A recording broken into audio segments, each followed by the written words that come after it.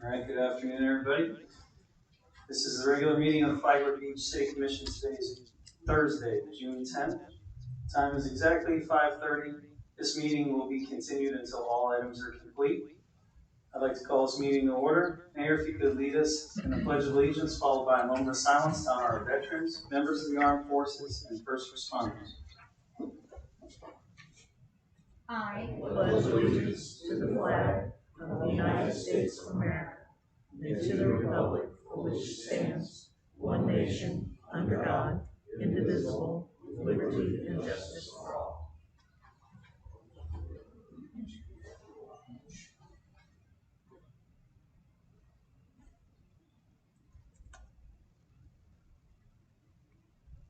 Thank you.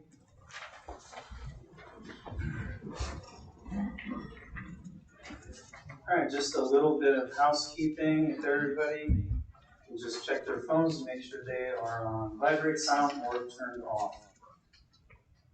And Mayor, do you have any proclamations or awards? No, I do not. Okay. We'll go to deletions, changes to the agenda, or items that will have action items part of commission comments. Do we have any deletions or changes to the agenda?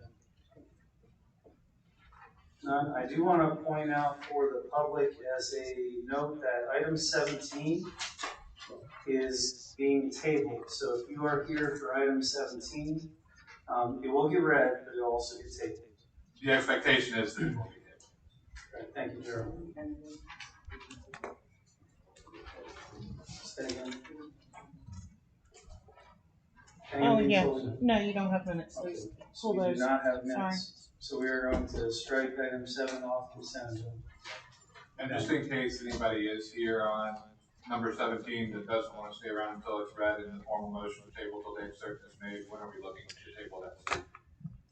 June 24th at 6 p.m. or soon thereafter. Same room. Okay, thank you, Penny. Thank you, Drew. All right, item 5. Mr. Al, how are you doing, sir? I'm very well. I'm taking, are these cue cards or these I'm supposed to? Potentially. Somebody must not like the way I articulate things. It's hard to say what's on them, so I be careful. Fortunately, I didn't wear my glasses up here, so I can't read them. So we're in good shape. Anyway, members of the commission, we're making incremental progress. As you know, you received a communication today, emailed to you today from the clerk's office, and we had talked about one of the properties in the South 2700 lot. We were having great difficulties, and now, thanks to your city manager again, part of the collaborative effort that we're engaging in, we have a breakthrough moment here to satisfy that individual's issues. You may remember from my last presentation that there was concerns about things that could be done after the project, what might be constructed on the renourished dunes, etc., and other aspects of the project. And now we're going to have an opportunity to codify exactly what we're going to do and not do, and hopefully satisfy him. I want to thank your city manager very much for the discussion that he had with this particular owner. And as you all know, many of you I've asked to make calls to visit businesses or talk to individual owners, and we've always enjoyed that ability to use all of our goodwill with property owners. Otherwise, we're continuing to proceed working with all of our partners and working with all the other owners to try to get to a conclusion. So unless there are any questions, that's it for me. Commissioners or Mayor, any questions for Al? No, I was very happy to read it. Yeah. Wonderful. It's very nice, wasn't it? Wonderful. Thank you, Mr. Whitson. Yes, thank you, Mr. Wilson. Did you have anything? And I'll give these cards to you, Eric. I appreciate it. You could read. That was our last holdout, correct? Mm-mm. That was the last one from whom we had made no headway whatsoever. So this was a very important outreach that was made, so we now have all of them under a process of getting to a conclusion. Can I promise you that we will do that? We're gonna use our best efforts. Can I tell you exactly when that's gonna happen? I can't tell you. Well, that's the one that we're That's one of the ones. possibly gonna do eminent domain. Is that correct? That's correct. So, It was the one that That's actually if we got don't brought. Can't remember if we were at that county commission meeting, but the county commission meeting, they authorized the pursuit of eminent domain against this property owner. And then, of course, you know that I explained to the board of county commissioners, the reasons why we were not making any progress with this particular owner. And then I repeated them to you, as you recall, at the very last time we met. And that spurred him, I guess he heard that information or whatever, and that spurred him to call the city manager. But there are still four, oh, I'm sorry. Yeah, there's still four owners that, they're all, well, one of them, okay, just to be clear, one, they're scheduled to close June 30. The new owner has said he will sign. He is committed to sign. So if you want to look at it, I mean, I realize there's still a closing that has to occur. There's a chance that it may not, but we don't have any reason to believe that it won't. And so we're looking at 3 owners in play that we are dealing with, trying to get them to execute voluntary easement. And then with one of them, should that not occur, be subject to eminent domain as approved by the Board of County Commissioners. Well, I hope you don't have to, and then your record will stand of never having had to do that. I hope Is that true? You've The never private had to county- declare eminent domain? from 1917, when this county was created, we have never had to use eminent domain against any property owner in the county of Flatland. Which is a huge, I mean, that's a huge milestone, I think. So hopefully we won't have to. Thank you. Thank you. Thank you. Good, Mayors, Commissioners, anything else, John? No, appreciate it. You've been coming here for quite a while, so it's very appreciated. All right, next item. We have public comment, and this is for members of the public who have comments for items that are not on the agenda. And all citizens are encouraged to speak, and we ask that comments be limited to 3 minutes. I ask that any comments be addressed to me, and for ease of use, to be fair to everybody, we're moving the timer up in front to make it easier to see just for everybody. And anyone that has any public comments, please come up. And Mr. Sharp, if you just say your name and address. Too sharp? That'll force the play. These 2 cards are mine. I just had eye surgery 2 days ago, and I got up out of bed from here, and I'm still a little bit woozy with the drugs. Did I say that or whatever? Now I can't read them. But anyway, I wanted to make a couple of comments. The lady that was here heard the people that took up a lot of time last night was about the person that wanted 2 driveways for their house. A driveway for the home they were underneath his house, a driveway to the golf cart. I walk a lot. I walk from 5:30 to 8:30 every morning to pick up trash, but I don't think I've ever seen a house with a driveway for a golf cart before. And a driveway for his mother, who then sometimes disability we were told. And we couldn't come to, I remember the architect said there's 8 houses in North Haven A that have driveways where you didn't have business, or have driveways where you back out in the street, you mentioned Sally's Ice Cream, the Atlantic RV. And I went by those 2 places, and I'm very familiar with them, and I looked. And a car is pulled into Atlantic RV. There's 39 feet between the back of the car and the edge of the roadway, and here in Sally's is 26 feet between the back of the roadway. These people back outside, turn, and then pull away. Just said that to throw that in. But anyway, I kept thinking, you all really plugged your brains on this thing last week. But I'm sitting there just wanting to say something so badly. If this lady is able to drive and go to the store and beauty shop and to church and to come back, my thought was she did go walk 60 feet up the general incline to the house. And that may be another driveway into the road is not needed. She'll be gone one of these days, the house will still be there. That was my thought on that. By the way, it reminded me of something though, something else. We all see handicap parking spaces. She was told we were told she had a handicap of some kind. I'm 80 years old, I've been healthy all my life, but I was sick a few years ago. The first thing my doctor asked me is, did I want a handicap parking spot? I wasn't hurting, I was just a little weak and slow. When you see somebody figuring out a handicap parking spot today, half the time, it's a young person, a mother with 2 children or something. That handicap tag belongs, is assigned to somebody else, but the car is there, and it's legal because it's got the tag. I'd like to suggest, meanwhile, somebody that might really have a handicap has to park 50 yards back out in the field and walk it.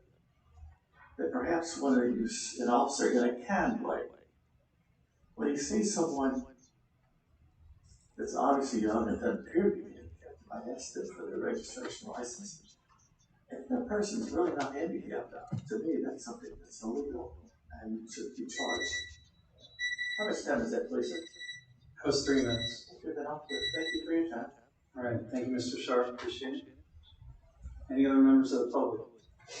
Come on, sir, again, state your name and address, please. Sure. My name is Brad Levy. I live at 509 South Central. And there's an issue that I'm trying to resolve, and maybe you guys can put your heads together and come up with an idea. I live in the CRA, and basically it's parking and then like a little patch of grass and some more parking. And with the drought that we're having, all the grass has pretty much died. So what I want to do in front of one of my rentals is I'd like to, put rocks in and maybe like a small, European palm, because I noticed that you guys that's one of the vegetations that you guys use. But I'm not sure, since that's not my property, I'm not sure who we go to get approval for such things. And maybe we should, set up a fund where a homeowner can pay for it and then you guys can contract and somebody come out and do it. But right now, there's no grass out there, there's no irrigation. Pretty much everything out there just dies. So I'm hoping that maybe we can move to stone and maybe some drought-resistant plants to put out there. So. Question, the area that you're referring to, that is the right-of-way in front of? Yeah, it's basically the sidewalk, and then there's it's the areas that aren't big enough for parking, or they're at the edge of driveways to keep people from parking into people's driveways. So they're just really small pieces of grass. But nowadays everything's dead. So. Question, city manager, is that the homeowners, the property owner's responsibility, or is that city? The right of way belongs to the city, and there is a form and a process, and perhaps we could, get some information. We can get your email address, we could have some communications. In other CRAs, I've done some creative things with the right of way, but it does require the city, maybe licensing things if any improvements are made. So we would just need to have that conversation. I think Penny has the form. And on the form, he's gonna get his You contact. can get the contact information and then we can follow up. Yes. Okay. All right. Great. I mean, I think my concept here is that it'd be nice if we had a GoFundMe page that would pay for flowers or any kind of things to beautify the pier and things of that nature. I'm sure people would pay to have that done. So that's just I don't know who in the city is responsible for those activities. So it'd be nice to be able to set up a fund and go, hey, we want to do this at the pier, we want to put in flowers or whatever, and then be able to contribute to that. And I'm glad you mentioned that, because we're getting ready to start a citizens-based initiative for volunteers. There's already plenty of things going on right now. For instance, Mr. Brian, I don't want to steal any of your thunder for later, but you have a project coming up in Veterans Park this Saturday, and there's a lot of that going on. And the main point of contact until it's set up right now would be our city manager here. So that's something that y'all can work together on. Okay. All right. Great. So, sir, can you tell me your address again? 509 South Central. Okay, thank you. I just made another purchase in the CRA here, so now I have 3 properties that are in the CRA. So I have a vested interest in trying to, make it better. Is that in the sea cottages? I'm sorry? Is that in the sea cottages? Oh, no, it's right down here. It's on 6th Street. 6th Street in Central, Yeah, South Central. not, but isn't that It's like? You mean where the townhouses are? Yeah. Yeah, no, it's a little bit more this way. Oh, And if you can just get Penny in contact. Will do. Thank you. Thank you, Brad. Any other members of the public, public comment? Come on up, sir, if you can, please state your name and address. Good evening, Whitney Parker, South Flagler Avenue. All I want to do is thank the Flagler Police Department, Matt Downey especially. We had a lot of people running stop signs, no respect, of course, for that. I stood up there one day and counted 22 vehicles going through, and 21 of them ran a stop sign. And he responded right away. I'm really impressed. Our police department's good. All right, thank you. It's good to hear. All right, any other members of the public have public comment? If you can, well, please state your name and address. Michael Pugliese, 119 on Tanner Avenue. Quick question. Why don't you guys have the meetings on Flagler County TV anymore? Because, through the pandemic, you had it for a while, then you stopped it. A lot of us don't, can't watch that. Hey, we're streaming on YouTube, right? Yes, we are. On YouTube, but that's not, We have our own channel on YouTube. yeah, but if you have a computer, you know what I mean? It's not, we have Flagler County TV. I mean, YouTube is not helping me. Penny, is there, There's that's some kind of agreement, right, Penny? Yes, and right now I can't even remember why it was stopped. Yeah, that is controlled by the county, Right. and we'll be happy to speak with them, but When what you we, had the meeting before you came and Yes, you the show, which was good, especially during COVID. yes, sir. And then now, like we had changing garbage and stuff. I don't have YouTube. Right, And- well, what I don't I'm mind. saying, what I'm saying is that the county controls that channel. We have our IT support through the county. We'll contact them and find out why. But right now, what we're doing is through YouTube, and if they can put it back, we'll ask them. Okay, so why did they take it out? I don't know. Okay. So, You know what I mean? So we're in the same. Yeah. Okay. And Penny did have some thoughts on it. if you're referring to the reason it was removed or was on during COVID, that was because the impact of that closing our meetings, and the county did offer it was still a Zoom stream or something, and they offered to record it, which we recorded, and then play it later on the station when they had an open spot. But, But I mean, they have open spots. if they had an open spot, a lot of times they would replay their own meetings versus another municipality. Oh, no, I'm just asking because I know the students in high school, they do all this technology stuff now, so you can get a crew here, to stream it or whatever you do. All costs All right, money, I'll Mike. forget about that. Next one, you guys did a great job on clearing A1A sidewalk. Finally, can you maybe keep, the sheriff has his work programs. Maybe you can get these people, his people to come in and augment, what we pay for, to keep that. Because it's real good now, it grows fast. We haven't had rain in a few months. And then one last thing. Our last city commissioner who I liked, we were going over before COVID, buildings to be repaired on A1A. And he told me that, soon everything will be good. And he was correct. The car wash is done, the house on A1A, which is the predator house, we call it. and sorry. And then the real estate office in 705 is being done. So, all the work which he said to me was going to be done is being done. You have that green building next to the winery, which has no numbers, no nothing. So I can't even give you the number of the building. It's been green with a blue pot roof since, Matthew. And I understand about hurricane, I still have boxes in my house. So, I understand the process it takes to fix things. But that building's been there 3 years with nothing. So to me, if I invested in that building, I didn't put any money in it, I'm making money because the property value's good. So, that's like the last I saw, all the way down on the north side of A1A. So, thank everybody. Oh, one other thing. I called up about the broken sidewalk on A1A that the construction did on 16th Street, North 16th. They answered me, they looked at it, but they said it's DOT, so. You know, maybe when you guys do construction on A1A, before they give a permit or finalize, to look at a sidewalk, because when they come in with their trucks, they break the sidewalks. And then it's not new, it's DOT, it has to be that big loop when you start making phone calls. Thank you. And in reference to that green building, I believe that is an active enforcement case. But Rick, I believe you had indicated that it was. I'm trying to figure out what the address is.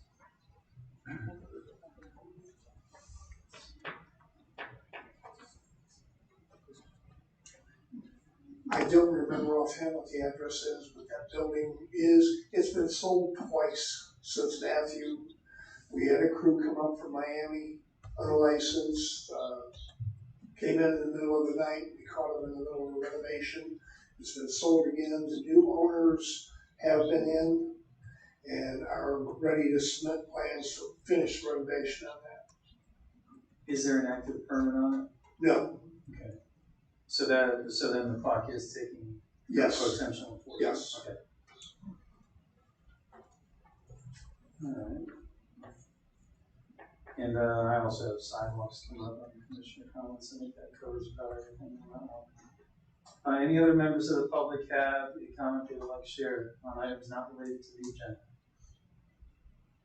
No? All right, we'll close public comment. And we'll move on to consent agenda. So item 7 was struck. We have item 8 and item 9. Commissioners or mayor, do you have any concerns about either one of those items? No questions? I had a question though regarding it. Okay. And in that case, I'll open up public comment for consent agenda items 8 and items 9. Anybody has any comments on that? Seeing none, I'll close public comment. Look for a motion. I'll make a motion that we approve consent agenda items 8 and 9. Second. A motion and a second. All in favor, please say aye. Aye. Any opposed? Hearing none, motion passes.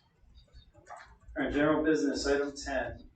We have, this one's yours, Penny. We have police pension board seats.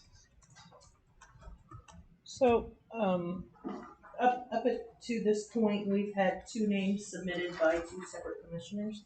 I did amend your form, and if anyone has anyone else they'd like to recommend, if they could just write them in one of the blank spaces, and increase your ranking numbers from 1 through 2 to 1 through how many every name you have. So if you have 3, rank them 1 through 3. If you have 4, rank them 1 through 4. Okay, first things first. Does anyone have any names to add to this list? There's a public member here that would like to add their name. Okay. What's the name? Jim Harley. Okay. First name was what? Jim. And we will get the spelling of the last name from Jim directly. Any other names that we're going to be adding to this? Okay, and what we'll do is we will have these members of the public just give us a little bit of introduction and why they want to be on the seat. Is Laura Hackett here? All right, come on up, Laura. And if you can, Laura, if you can just tell us a little bit about yourself and why you are seeking a seat on the police pension board, please. I retired from, my name's Laura Hackett, I live at 712 Central Sound. I spent 25 years with Jacksonville Sheriff's Office, and I was involved with the FOP, as well as other units. But the unit that most makes me the best candidate for this position is I was in the civil unit, and at one time I did accounting, which was over $1 million. And I also participated with the training and the running of that section and making sure that they abide by all the rules and regulations, as well as at the end of the year, it was involved with the budget for the for that unit. Also, I was in the Marine Corps and was a staff sergeant in maintenance management. We make sure that all the equipment is combat ready. We were the hammer, supply was the nail, making sure that they had the money, making sure they moved the money to get the parts, and making sure that the maintenance put them on in a timely manner, so we were combat ready. And I did work a little bit with the pension board up in Jacksonville as well. Okay, and don't go anywhere, Laura. Commissioners and Mayor, do you have any questions for Laura at all? No questions? All right, thank you, Laura. And do we have George Naylor here? I did not, I'm sorry. No, I didn't. No. Well, I recommended him, he had been through the Citizens Academy, and, I knew that he had financial background, so. Okay. I can't speak to all of his experience because. Right, and I'm the one who recommended Laura. She also attended Citizens Academy and stated that she had background, Right. financial background as well. And I was just speaking as much as I could for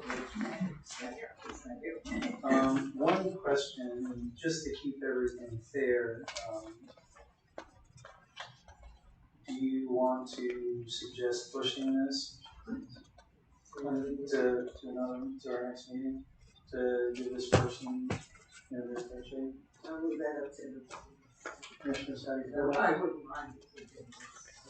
Okay, so that would be the potential motion. I mean, there's no real urgency, is there? No, that board meets quarterly. I'd be okay with that. Okay, and then in the meantime, we can also add Jim Harley's name to that. And Jim, if you could just come up on the microphone and give us the spelling of your last name. I hope I didn't say it wrong. Oh, is that correct? James, I go by James officially, so James Harley, Harley. 1700 block in North Central for about 5 years now. And Penny, did you want us contact info to let him know when it's coming up next? June 24th. Yeah, I need some contact. I don't have Butch Miller's contact information, so I mean, if you want me to invite these people, I need. We can do that. All right, so we can do that in the meantime. James, we're gonna push this item to the next meeting. That way, all the candidates have a fair shake at it. So I appreciate your interest in that. We're gonna add your name. Okay, 2 weeks from tonight. Yep. And Lori, you're gonna be able to attend the next meeting. Okay, we're gonna have to push that just to keep everything fair for everyone. And then in the meantime, anybody in the public, anybody. I don't think I'm gonna be able to come to the next meeting. I could submit something in writing, or if I can speak, if I go ahead and speak or tonight. if you'd like, you can go ahead and speak right now if you'd like. I think I can remember what Laura had to say for 2 weeks. I'll try my best. Go ahead, sir. Microphone's yours. Sure. I just want to say I was impressed by the other candidate's credentials. I think she did a great job. That's a good way to talk about it. I'll give her my recommendation. I was a policeman for 28 years, City of Miami Beach. I retired as a sergeant. I've been looking for an opportunity to get involved with the city since I've been up here, and this looked like a good first shot opportunity. I'm sure there'll be others, but I just want to throw my hat in the ring for this. As far as my background, I have my bachelor's in criminal justice management. Just as an FYI, I served on back in the 90s, I served on 2 contract negotiation teams. We had about 400 officers, and we did some pension reform back then. And I can't remember if it was the one I was on where we did what was called the drop plan, but it was it worked out. It was one of the rare times that you could do a win-win for the officers and the city. It turned out to be a huge boon for both sides. Basically, it involved you're going ahead and retiring, and then you get to work a certain amount of years into the future. but you lock your pension in at that time, and which you would be able to do anyways because you're eligible. And then you go ahead and work another, for me, an example was another 3 years. And what happened, the thing that really worked out for the city was they were no longer paying, they had already amortized my pension, so they were no longer having to pay into it, match what I do, and everything else. And it kind of made me a contract worker for 3 years. And they over so many officers that do this, they save a lot of money. I'm not saying that would work here. I'm saying that there's things out there pension-wise that can be a win-win, and it's a battle usually to get pension changes in because the city wants one thing, the guys want another, and I've served kind of on both sides of that team. Also, I was an accreditation manager at one point, which we did a lot. It was an administrative position that really sharpened my admin skills. A lot of admin goes into pension. You got to study investments, you got to study benefits, and there's long-term effects when you give even the smallest benefit. There's a long-term effect to the city that the commissioners can be long gone, and you're paying for this later on, and it causes problems. And pensions are, we all know they're not all rock solid, and some are better than others. Luckily, I have a good one that I've been collecting on for a while. So I just wanted to throw my hat in the ring, offer any expertise, and I am a person that does my homework. I don't like to get to a meeting and just read through stuff. I take time to read through things and familiar myself with materials with whatever project I'm on. So I wanted to offer my my assistance with this, but I think the other candidates also sound very strong. So thank you for allowing that. All right, thank you, James, and we have you on record. And Penny will be communicating with you on the upcoming meeting and also the results of it. And Penny, would you want a consensus to push this or a motion? I've already recorded it. Okay. Commissioners or Mayor, any thoughts on this item before we close this and push to the next meeting? Okay, so you can motion table, but you don't have to because if you don't take action, the seat just remains unfilled until you do. So there's no action required. this will just be consensus. Yeah, this will be moved to the next meeting. Item 11 is complete. All right. Oh, I'm going ahead of myself. Just trying to get us wrapped up. We just started. All right. Next item. Discussion on possible action regarding golf carts on the sidewalk in A1A for folks outside of Flagler Beach to get here on the north side. The city manager, this has your name on it. Sir, thank you, Mr. Chairman. Penny is going to bring up a photo that was sent to me by staff this afternoon. We've been working on this, trying to answer questions. I went out and took a ride with Chief Downey.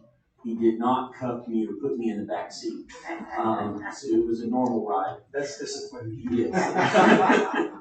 So basically, I kept asking questions. Is there a different way that we could? Okay.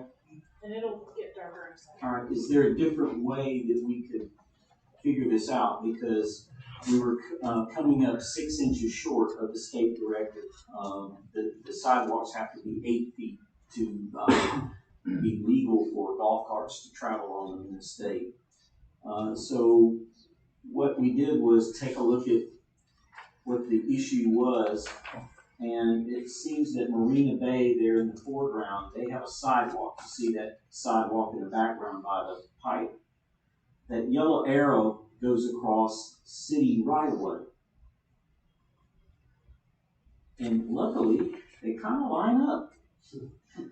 So if the commission so desired to resolve this problem, perhaps we could put a sidewalk of the proper width across our right-of-way, line it up with the sidewalk that's owned by the Marina Bay HOA, and then they could access, the streets through the back way and not have to get out on A1A and trigger the state issues and all of the conversation that's been in your packet. So, with your permission, maybe the way we solve this problem is we approach the HOA to see if they're willing to partner with us. If they are, it would be a very simple matter to install a sidewalk to the proper dimensions and resolve this issue and grant them access. And I'll turn it over to Chief Downey or Richard if they have any further comments on that. No comments, Chief? Safety concerns of any kind?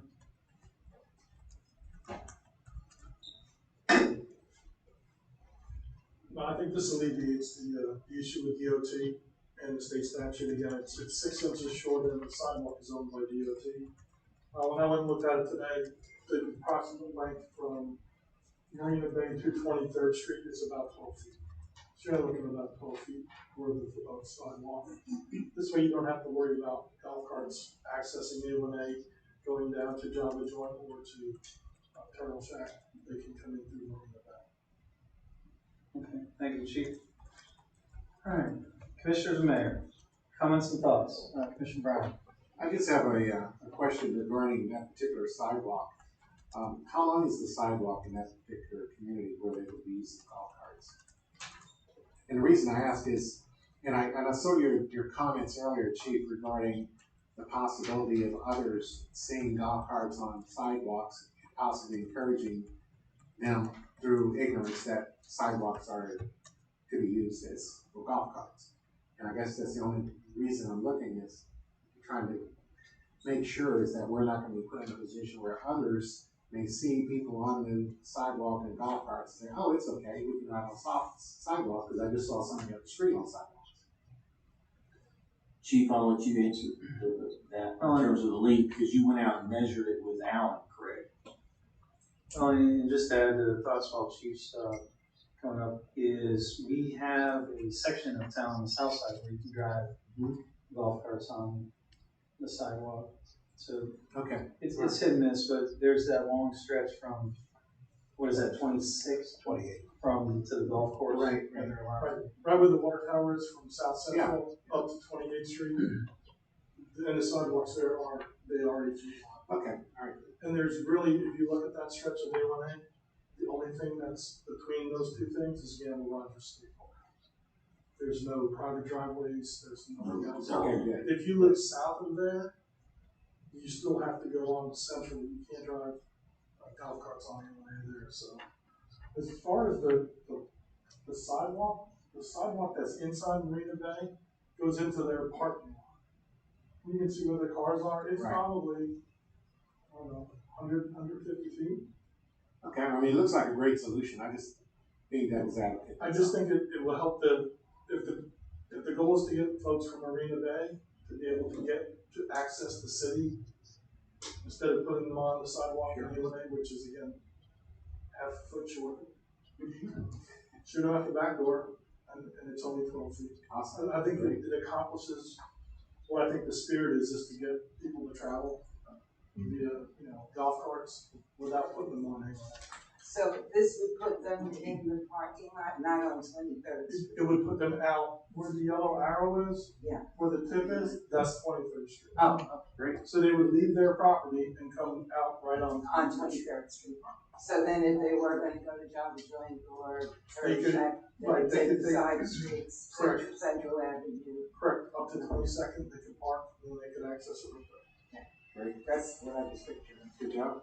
Mr. Phillips. I guess the only question I have is, Mr. Wizard, you talked about the HOA paying potentially for that.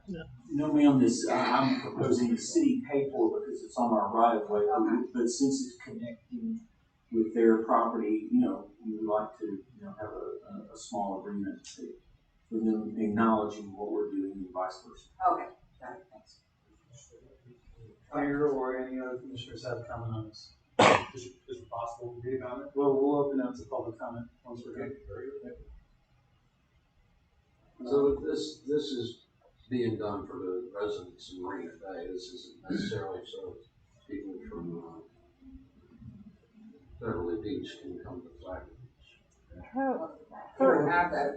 Her email referenced allowing them to use the sidewalk so residents of Beverly Beach wouldn't enter their private property to get to South 23rd or North 23rd.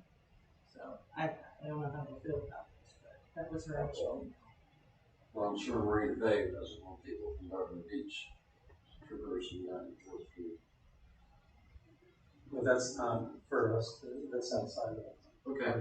That would be why we would want an agreement. Okay. Mayor, Commissioners, any other thoughts? Okay, I'll open this item up to public comment. Again, please state your name and address. My name is Jim Rosso. I live in Marina Bay, and I'm on the board. And I think this solution, although it's a solution for the 18 or 25 golf carts that owners in Marina Bay have, it doesn't take into account the golf carts that the people behind us might have, and again, the people from Beverly Beach. And we really don't want them in our parking lot. There are insurance problems. It's not a very good solution in my mind. So if the sidewalk's only 6 inches too narrow, they ride carts in Beverly Beach. So I don't know if they have 8-foot sidewalks or if they have 7'6" sidewalks. I've never measured, but we're talking 187 feet of frontage there. 187 feet of sidewalk.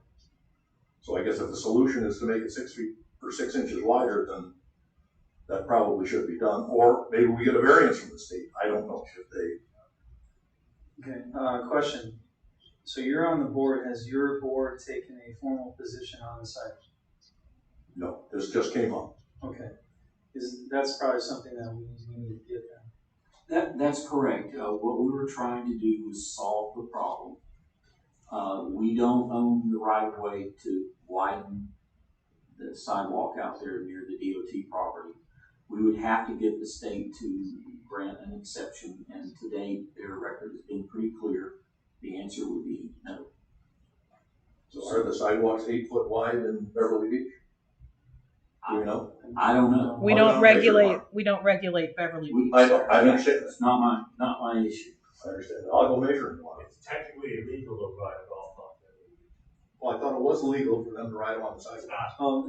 And if you can, we'll wait, because you used to live there, so I'd like to get your thoughts on that too. So, do you have anything else? No, that's it. Okay, I appreciate it. And I would probably encourage, I would ask for them to give us a formal position on that. Absolutely, that was why we brought it up tonight, is to see if you were interested in pursuing that. The other option is to write a letter to the state if you should so desire, asking them. But if you ask staff, the position is clear that it's illegal, and we wouldn't recommend approval to just ride the carts. So there are really two options. One is approach the HOA to see if they would be in favor of this solution. The other option would be to write the state. Okay, thank you, Joe. And so we'll make a decision on that, and then I'll turn it over to you. Sorry, if you could get the name of the president of your homeowners association to make Sure. because we didn't know who to contact you. No problem. Glad to. And any other members of the public wish to speak on this? Ken, state your name and address, please. My name is Doug O'Connor, 2740 South Ocean, former Beverly Beach commissioner. Technically, it's illegal to ride a golf course on A1A. I mean, the chief will probably acknowledge that. It doesn't matter. That's why you people go through section. You can't ride.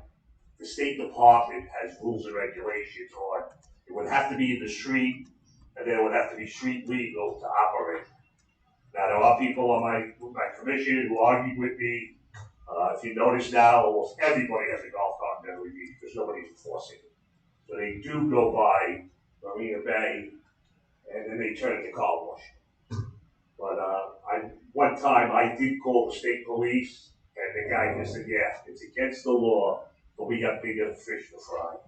Is what he said, which is true. So that's the issue. Technically, it's illegal. Okay, and Doug, just for clarity on your statement, when you say it's illegal to drive a golf cart on A1A, You're speaking of the Sidewalk, sidewalk. sidewalks. And it would be illegal driving even on A1A proper because the speed limit's too Yes. high. Okay. All right, thank you, Doug. Any other members of the public wish to talk on this item? All right, seeing none. Commissioners and Mayor, we have some thoughts here. I would like the city manager to have talks with the HOA and see if they can come to a mutual agreement as to how to fix this problem. I think the people in Beverly Beach are entitled to come to Flagler Beach. And I think we can block it out. As it's sort of for a second there that people want it. So there's a way that can be worked out. That's what I think we should try and do first. Okay, is that a motion? Yes. Okay, and so other discussion before we ask for a second. Any other thoughts? All right, Mr. Brown. The only thoughts I have is, we're gonna go ahead and vote on it, and we could just go ahead and, grant our approval based on the input from the city manager and chief of police. And, as long as, the community out there is okay with it, then we just let it move forward. I don't think that's part of the motion, but I just see it. Okay, Mayor. Why couldn't you go ahead and do both? Go ahead and write the state and see if you can get approval. And then also speak with the HOA regarding adding the extension of the sidewalk. Because if it becomes a problem down the road, you've already started the process of reaching out to the state to see what they would say. Why don't we, maybe we could, work with Beverly Beach, since they have so many golf carts and they want to utilize their sidewalk as well, maybe, the combination of two cities asking that to create a sidewalk that's, golf cart friendly. And that was kind of my thought. I think that the homeowners association, Beverly Beach's board, or representative of it, and ourselves probably just need to sit all with our city manager to come up with a potential solution. The bottom line is those folks should be able to get to our city. That's my thought. And it's just a matter of how can we make this happen in an area that we're not in charge of. And so we just need to get the parties together, come up with a solution. And all right, so let's go back to Jane's motion. Jane, can you restate your motion? You want to do that? No. Or I have it here. Yeah. To have the city manager speak with the Marina Bay HOA to see if they can come to a mutual agreement to allow the use of their parking lot and sidewalk to connect to North 23rd Street for use by golf carts. Well,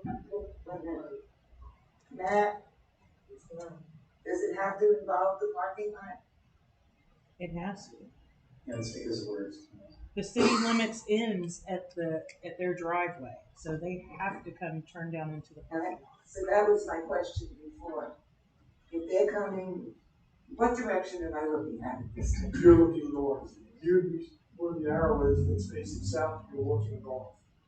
So you have to go into their parking lot. See, okay, what I was picturing was you coming south on A1A from Surfside Estates.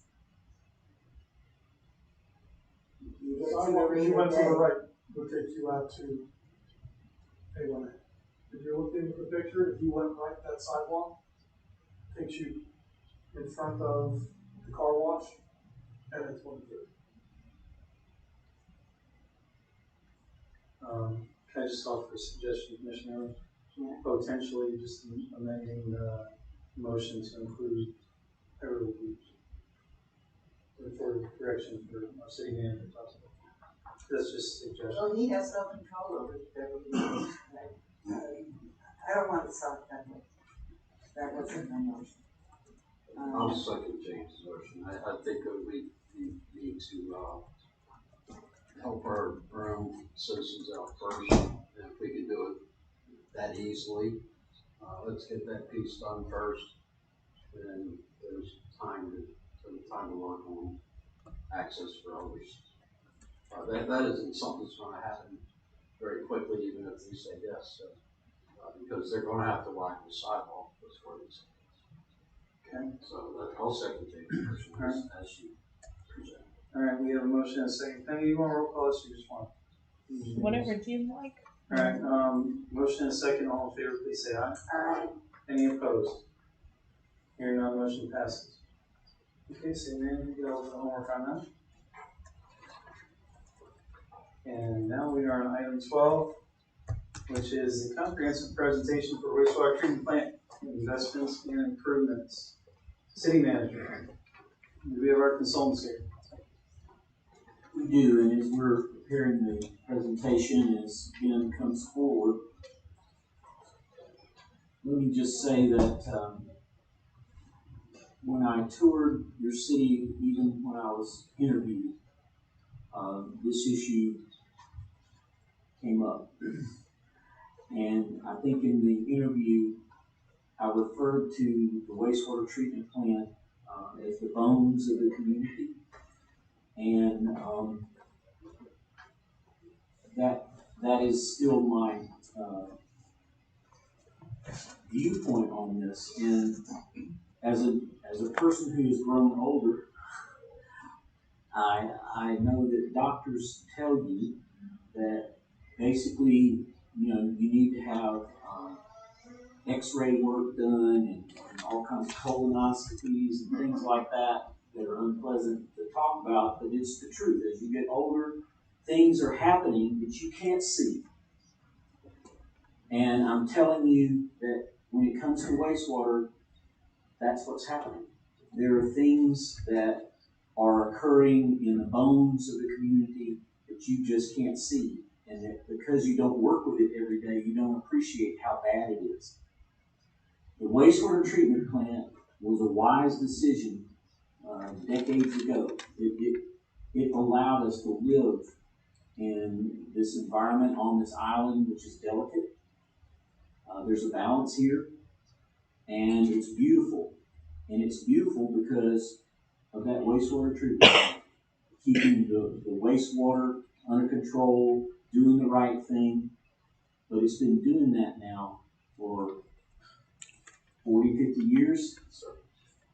And it's old and it's wearing out, and it's now your responsibility as stewards to step up and make some decisions. And so I have put many hours into this project already. I anticipate putting many more at your direction. But with that, I want to introduce a gentleman here with CPH Engineers who told me the other day that he's done over 150 wastewater treatment plants. I've only done 3 or 4, so I'm deferring to him. He's the man, and he has the expertise.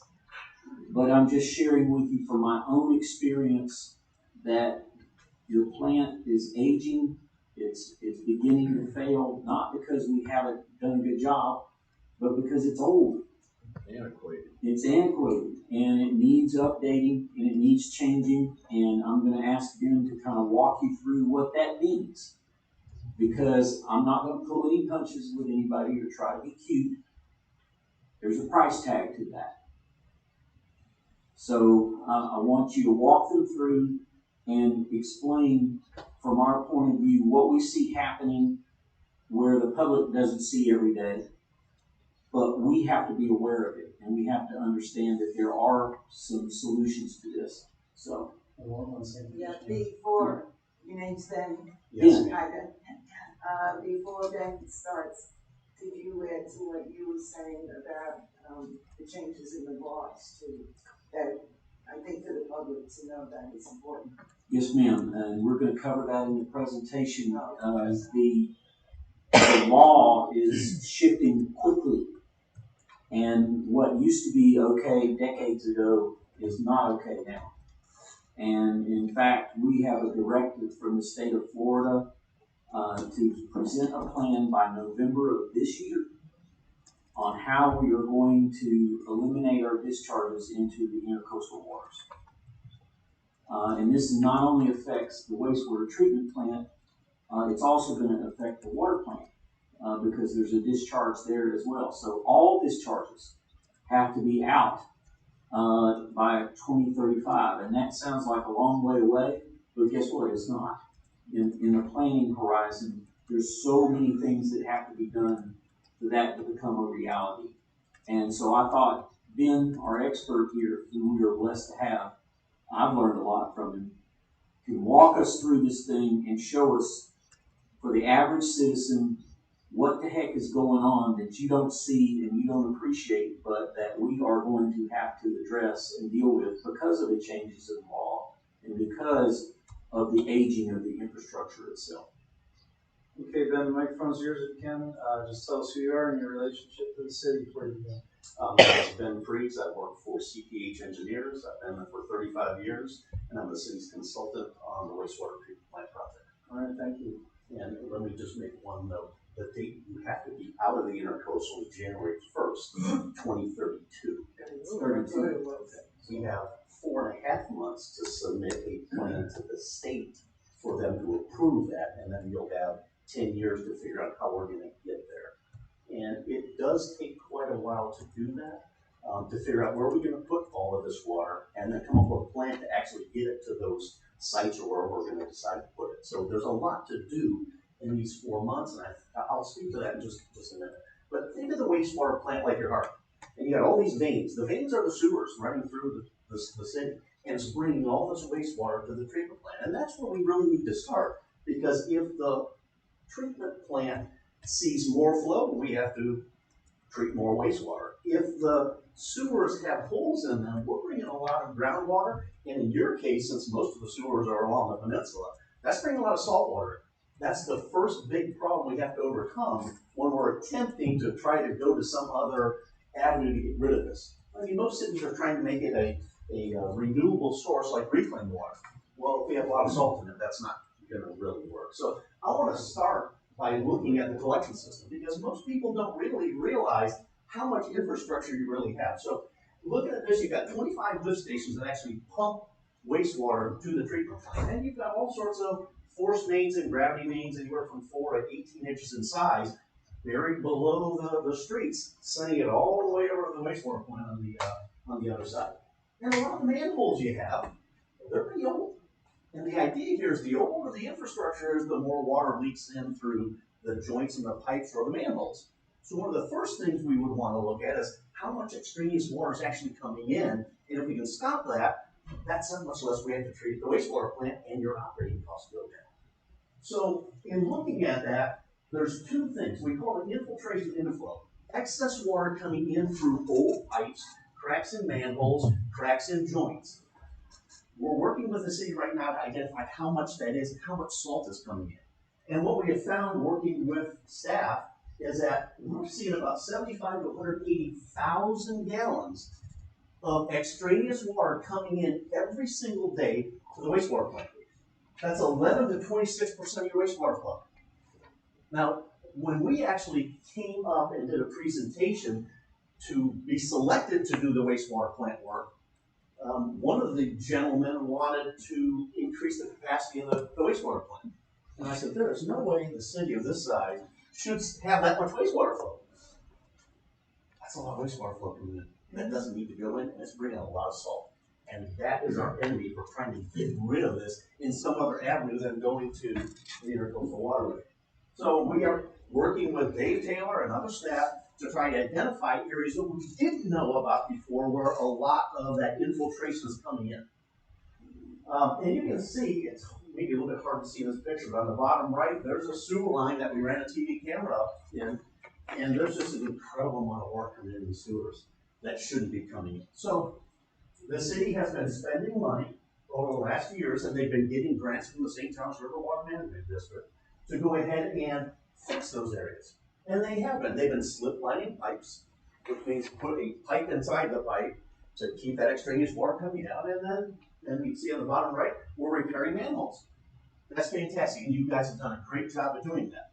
Our job was to hunt for places you haven't done that, because there's got to be 2 or 3 spots where you're getting a lot of salt water coming in. We need to close that off. So we've been doing a pretty good job with that. We actually, last week, we met with staff and Mr. Whitson, and we found a very significant leak coming in. Think about 8-inch pipe that's flowing a third full all day long, and we're not getting any rain. That's all salt water coming in. So Dave and his crews are looking at trying to plug those lines, because if I can reduce that, you have a ton of capacity left in the existing wastewater plant, and that's a good thing. So let's talk about the wastewater plant itself for just a minute. This plant originally was built in 1975, so we're sitting at 46 years old. You did an expansion in the early 80s. That's about 42 years old. So you've got a lot of old infrastructure that unfortunately is sitting in all the salt air. And that salt air just destroys concrete, rebar, steel. So I just want to go through this because the project I'm working on for you is to do nothing more than replace antiquated equipment that's been there for 40 to 50 years, noting that most equipment in the wastewater plant has a life of about 15 to 20 years. So kudos to the operators, because they've been doing a really good job with stuff that should have been replaced 20 years ago. So they've done a really good job. But there are too many points, single source failure points that you have. So if one pump goes out and we only have one pump, there's no way to treat the wastewater coming in. And now we have a real problem. So let me briefly go through some of this. That master lift station you see in the upper right, that was built almost 45 years ago. Rebar showing, the concrete is in really bad shape and the pumps are really old. It's got to be replaced. 2, the influence structure. We have a screen that collects all the flowable materials so it doesn't go through the rest of the wastewater plant. That's in the middle picture on the left. You can see the corrosion on that thing.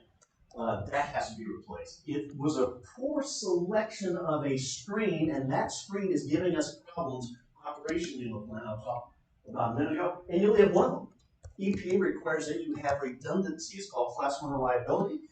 We need to make sure we have 2 screens. If one screen goes out, there's no way to screen out all these flowable materials. On the bottom left, there's the heart of the wastewater plant. That's the biological treatment system. So all the wastewater that comes in is organic in nature, and what we do is we use single-cell microbes to consume the organic matter. Okay? Well, that structure was built in the early 80s, and I had a structural engineer go out there. It will cost us, if we wanted to reuse that structure, $750,000 to $1.25 million to repair the concrete, which is more expensive than building a new tank. And that $750,000 to $1.25 million, they'll only guarantee for 2 to 7 years, and you might have to do it again. Now, that's already 45 years old. Concrete has a life in salt air of about 40 years. We got our service life out of it. We've got to go and do something that's more cost effective for you. We have 2 clarifiers in the treatment plant. That means Class 1 reliability. Here's the problem we have. The clarifier you see up in the upper right, not operational. It's got hydraulic issues. All the piping was undersized going into it, so we can't even use it. That's a problem. If our one remaining clarifier goes out, we have no way to settle solids. We won't meet our permit requirements when we discharge the intercoastal waterway. That's a big problem. Okay? We have a solution for that. Let me just comment briefly. Time and time again, as I'm looking at budgets, as I'm looking at operations of the city, I'm seeing these continual single points of failure. There's just not a lot of extra capacity. You're running on fumes in many operations. And again, it's a credit to the staff about how hard they work and the things they've done. But it's reaching a point in certain operations that you can't kick that can, you can't ignore it anymore.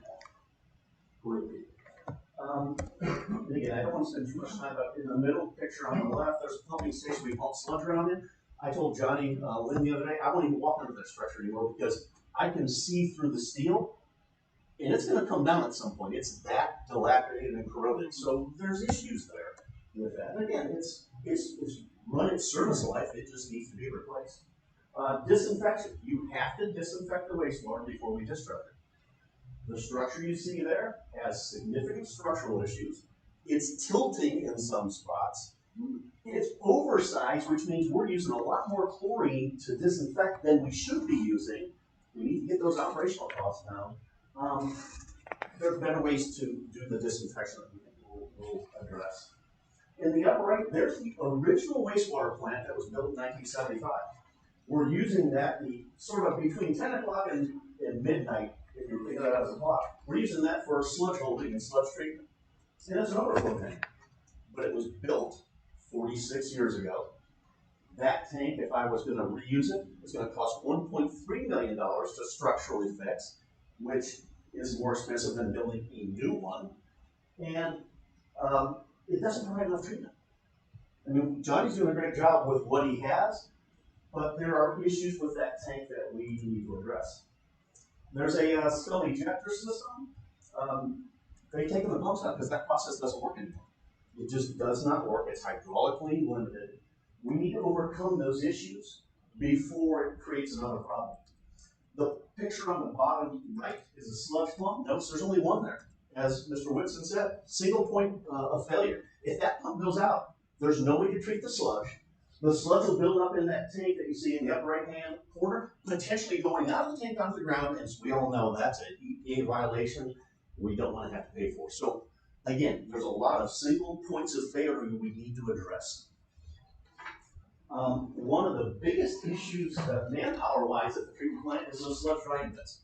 They were the thing to do back in 1980, okay? But none of us like to deal with it today because, as you can see, it looks like a desert floor. It's all cracked. We pour sludge in there and we let the sun dry it out.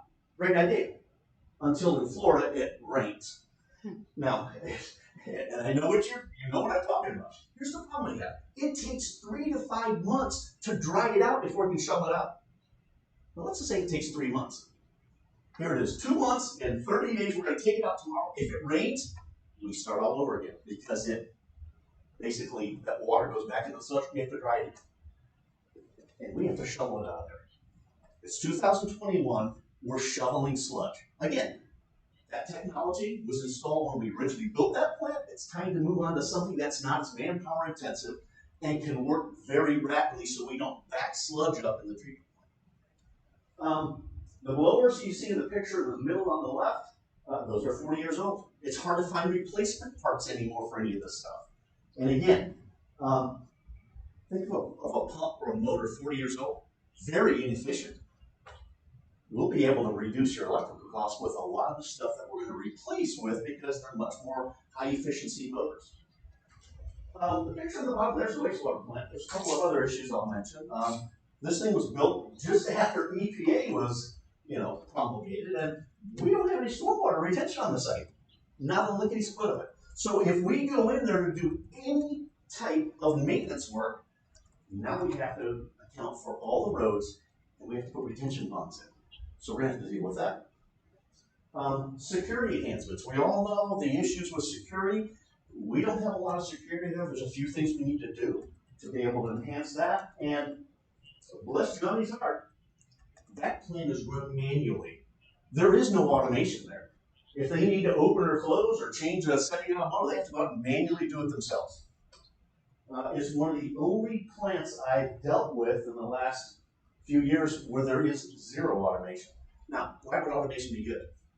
I can put some automation on the treatment plant and it detects the level of constituents coming in. And if it says, hey, I have very low constituents, it ramps motors down so you're not using as much electricity. If it says you have a high concentration coming in, then it ramps it up and it controls itself trying to reduce the electrical and chemical costs on its own. And that's the battle. How can we reduce operating costs? And one thing to do is to put in a system that detects it. You and I can't do that.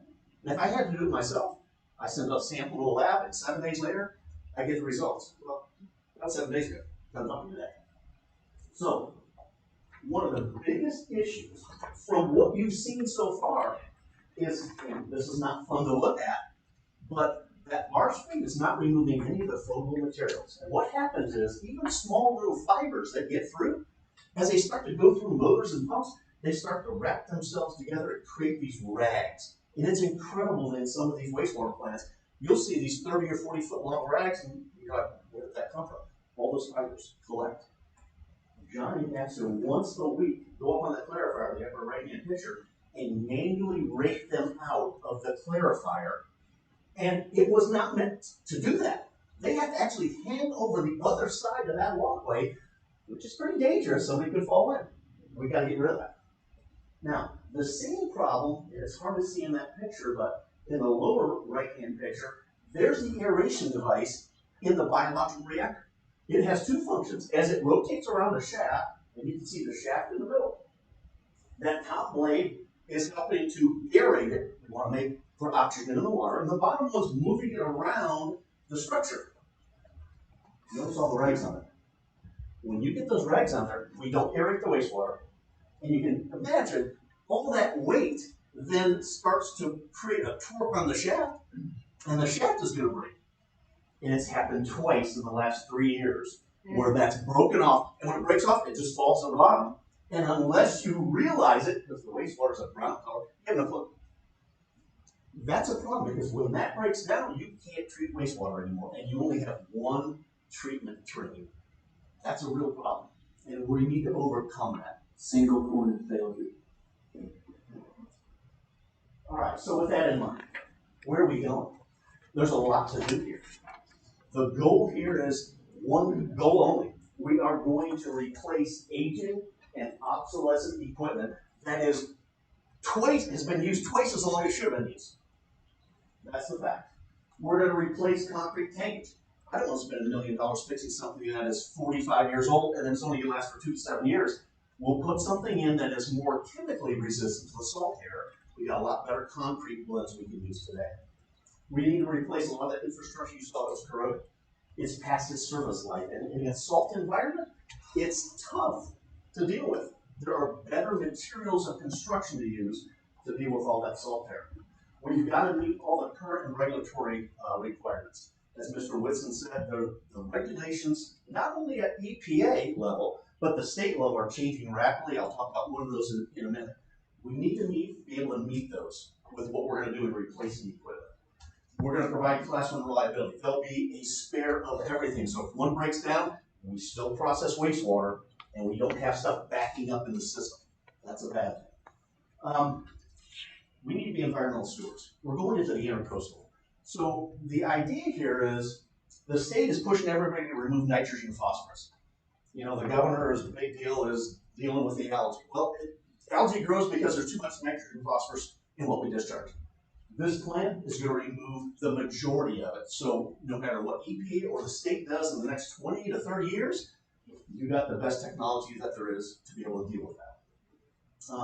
One of the things Mr. Whitson talked about is, where are we going to get rid of this stuff when the state makes us get out of the intercoastal? Well, one of the things you can do is convert it into a reclaimed water source, which is a commodity. When you think about it, if we use reclaimed water, people aren't using as much potable water to irrigate with, instead of just discharging it into the intercoastal. This plant will allow you to create that. And finally, I'll talk in just a minute, this is the initial step to help to eliminate our discharge into the intercoastal, because Senate Bill 64 out of Tallahassee, as Mr. Whitson said, we have to have a plan into them by November 1st of this year, and we have to be out of the intercoastal by January 1 of 32.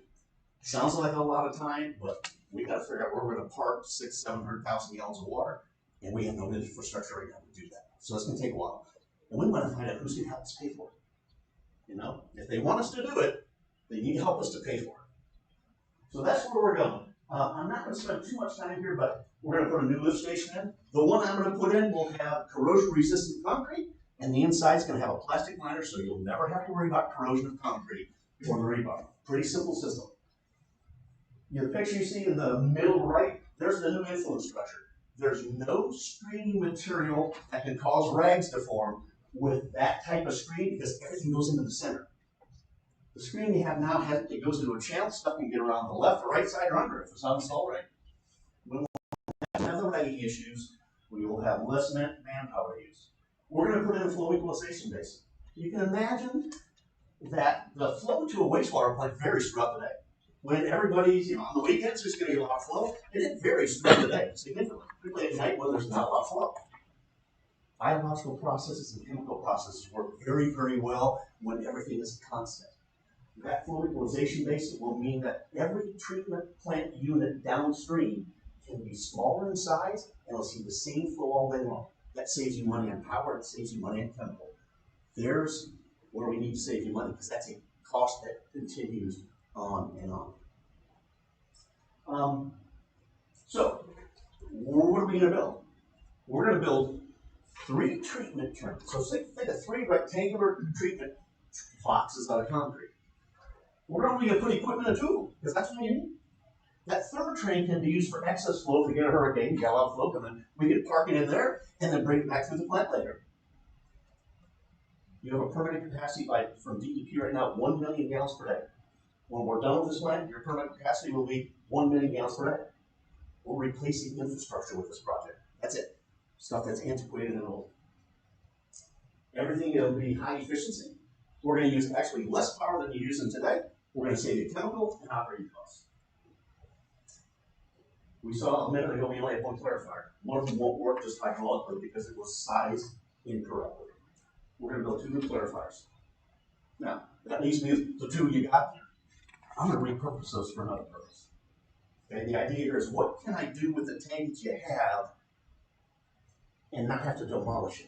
There's a useful purpose for it. Well, we're going to build 2 clarifiers that gives me redundancy, high efficiency units.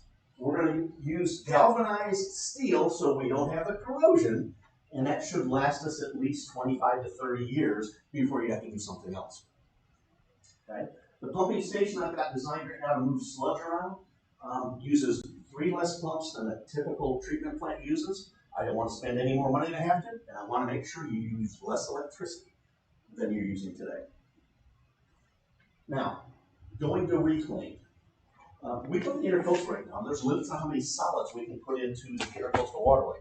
We have no way to filter the water today because that was never a process back in 75 and 82 when we did these treatment plants. What I've got here is we've got to, if you want to go to reclaimed water to be able to irrigate with, the state says you have to put a filter in. We need to put a filter in regardless of how going to intercoastal or reclaimed water because it filters solids out and that keeps those solids from getting into the intercoastal. You're meeting every permit limit today that DEP and EPA have. Not a problem. But if you want to go to reclaimed water, the state says you got to have that. So I have to build that. And if you go to reclaimed water, you have to go to the next level of disinfection. It's called high-level disinfection. Okay, so I have to build a new chlorine contact chamber to put filters in. Well, one of the biggest costs today is piping in the valves. So to save you some money, I'm going to integrate those 2 structures into one. So I don't have to have piping going from one to the other and a whole bunch of valves. I'm going to build it all in one box. It's going to flow over weir in from one end to the other. That's going to save us at least $200,000. But you'll be able to, no matter where we park the water in the future, whether you irrigate with it or whatever we end up doing, this treatment plant will do all of that. You'll meet every standard, highest standard there is today, so no matter what they tell you you have to do in the future, that plant's going to do it. We don't have to upgrade it at all. So, the sludge. We've got to build a new digester. I'm going to build 2 new clarifiers. We're going to take the existing clarifier structures and convert them into digesters. So I don't have to build any digestion system. I'm just going to take the equipment out of the inside, put some diffusers on the bottom, and we're going to use that concrete. Those are 2 good tanks for that purpose. That'll save us a lot of money.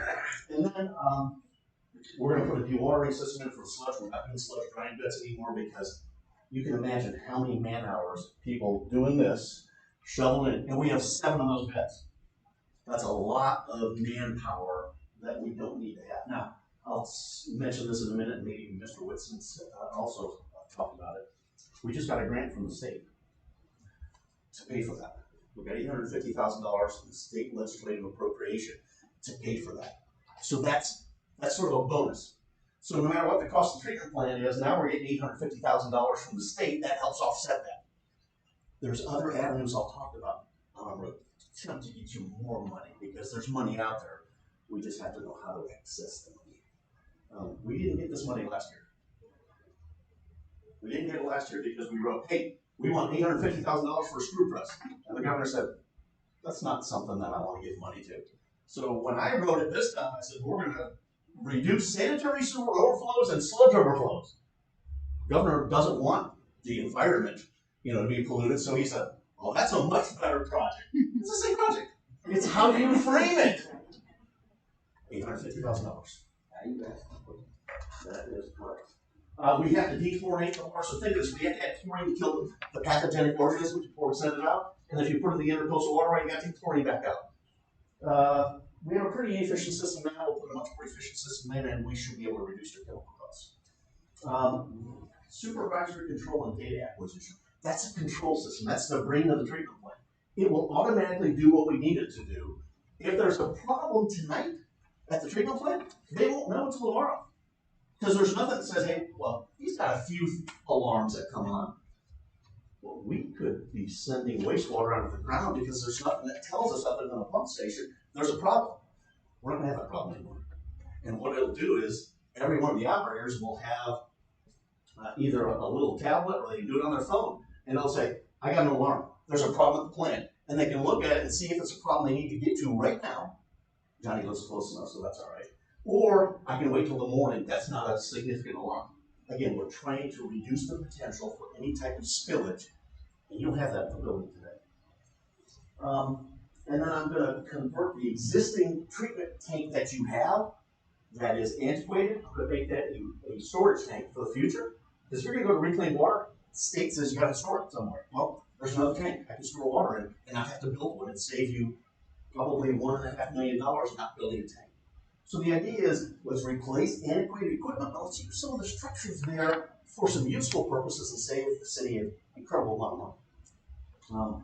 And one thing I haven't talked too much about is, if I could, I'm just going to throw out numbers just for talking purposes. If I can design this plant, which we're almost done with, and remove 1,000 pounds of nitrogen from going to the intercoastal, you can actually use that as nutrient credits for stormwater projects that you have around the city.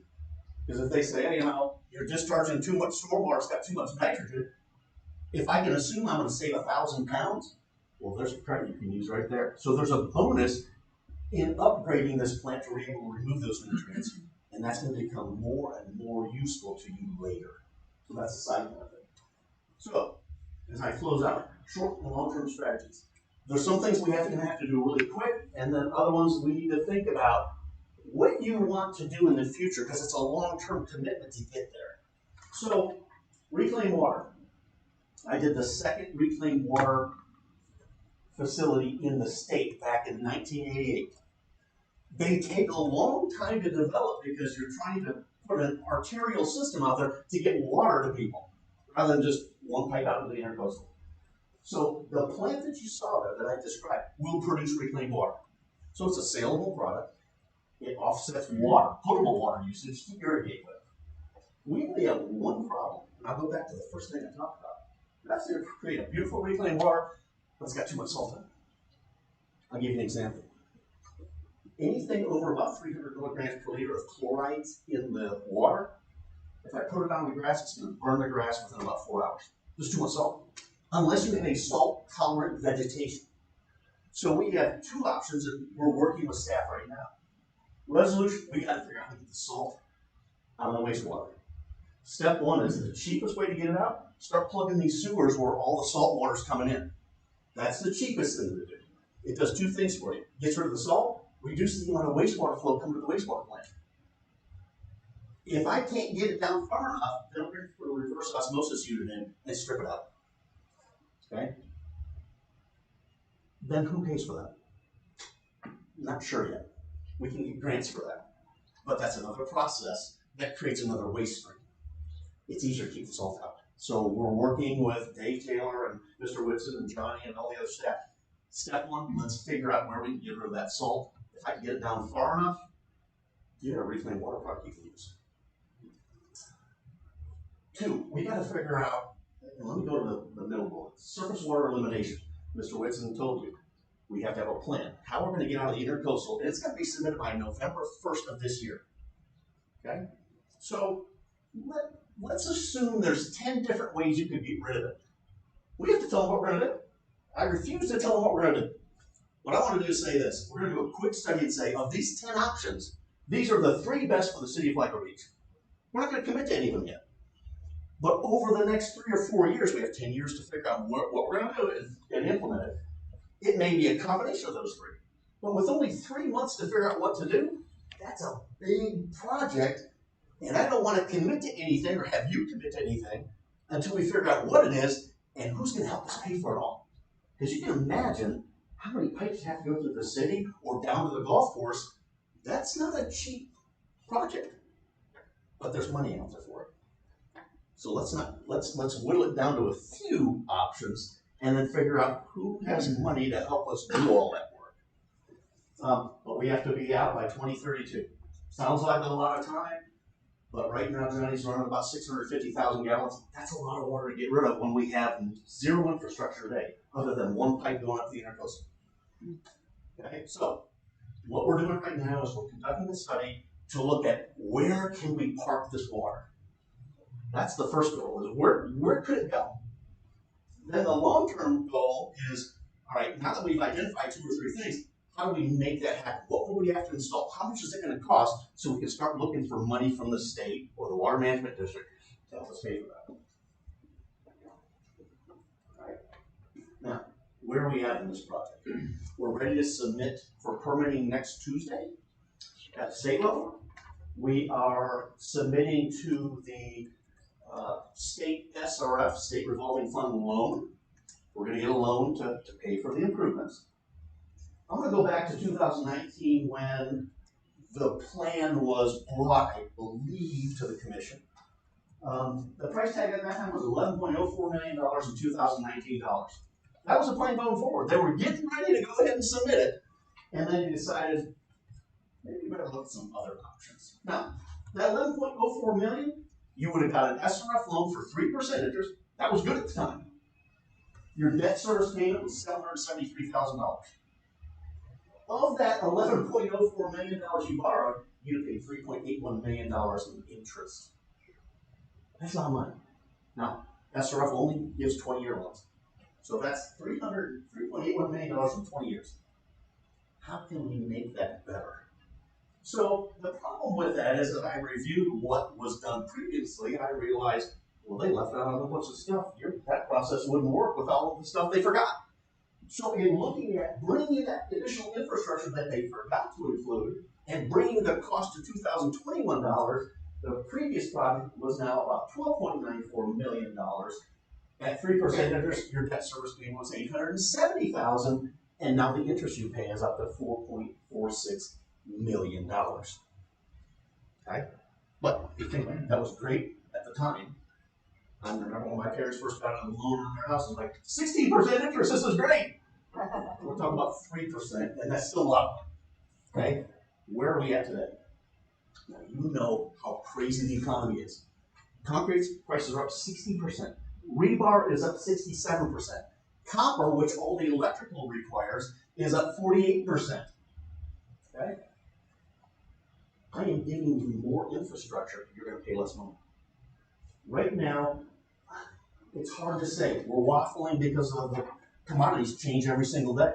We're somewhere close to 15 million. But here's the beauty of this. The SRF loan interest rate is 0.2%. It's like free money. So think of this. We were at $870,000 debt service payment a minute ago.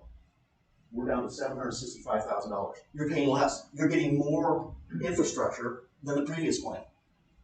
And the amount of interest you'll pay over 20 years, $317,000. Not $4.46 million.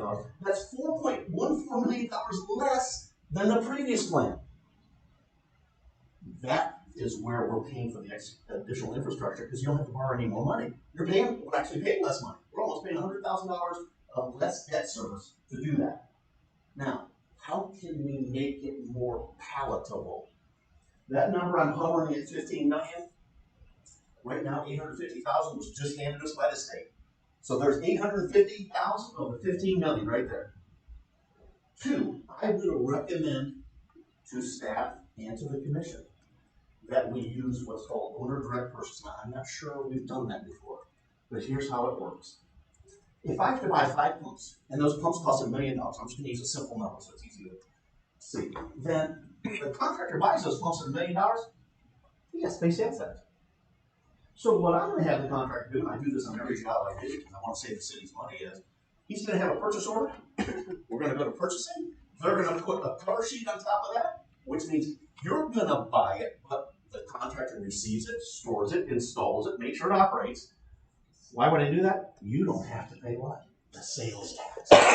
And right now, I think that's another $350,000 to $500,000 of savings. So now between those first two, there's $1.2 to $1.4 million right off the top.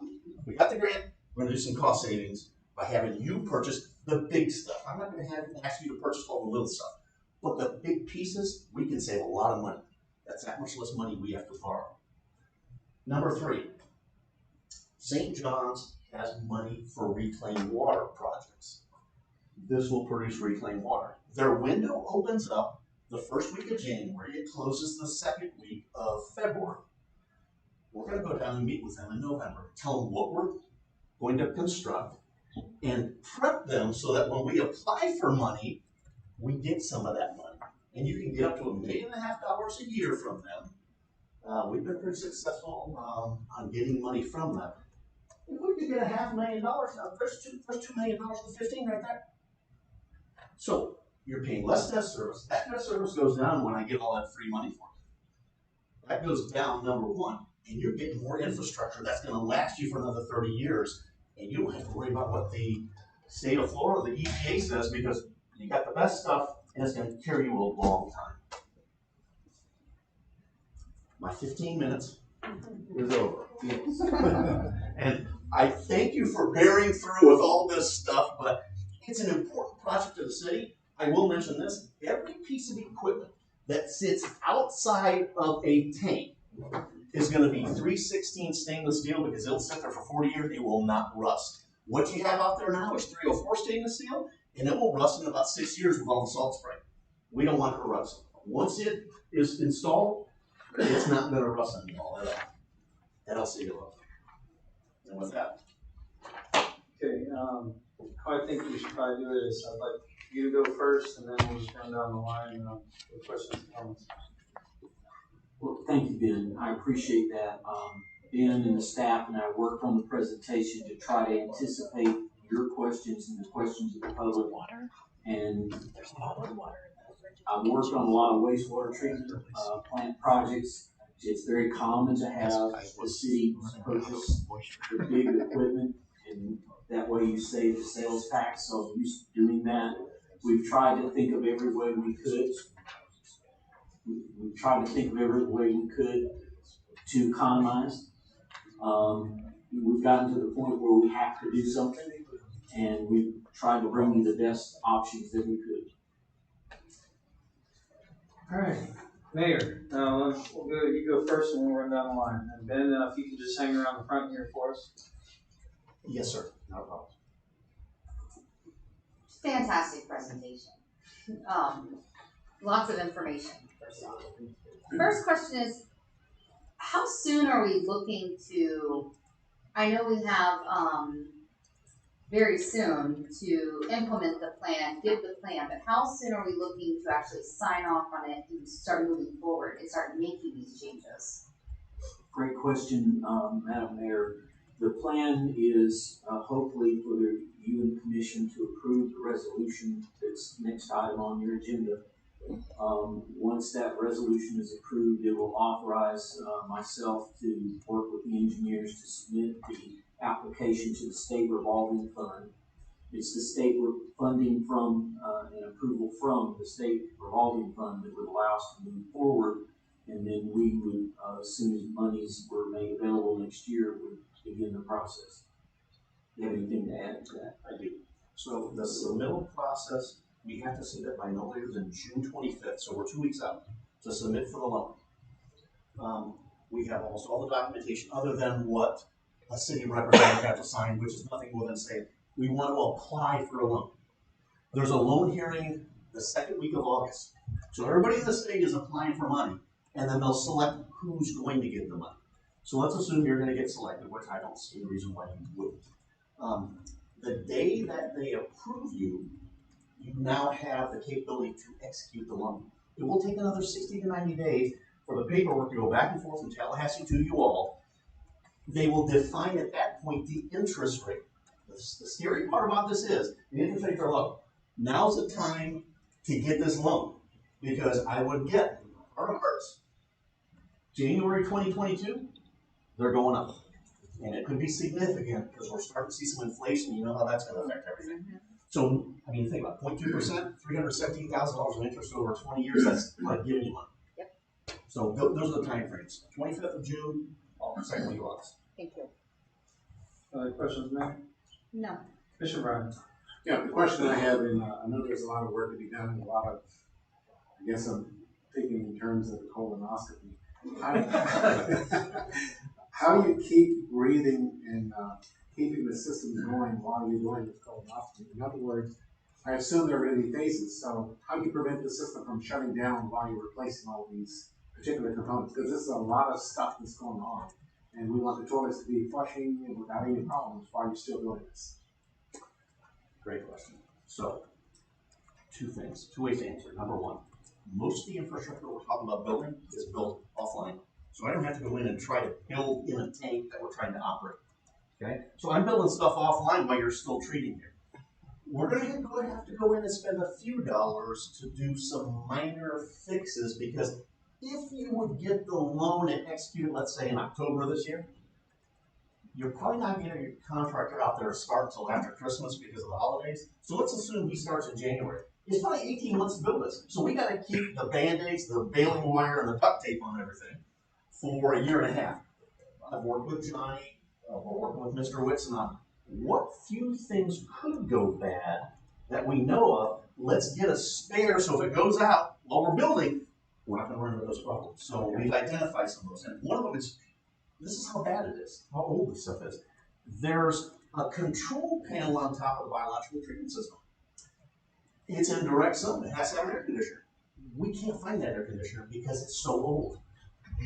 And we finally found one. Takes 20. Yeah, I mean, we're talking weeks to get one. So if it died tomorrow, we got a problem. I can't pack it nice.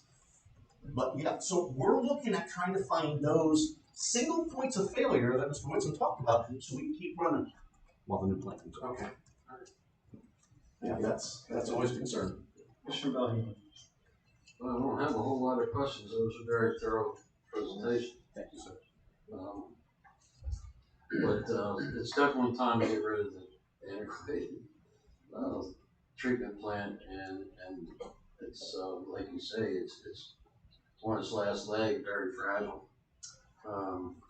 Sooner the better. Costs are going up exponentially on anything and everything. Labor, materials, and everything. So, I know you've worked on this. How long now? On your plan? Yeah. 8 months? Yeah. 9 months? It's been quite some time. And it's taken a while to actually figure out how I'm going to construct it and keep it what you have running, because like I said, I told Johnny, I will not go under that one canopy because it's coming down.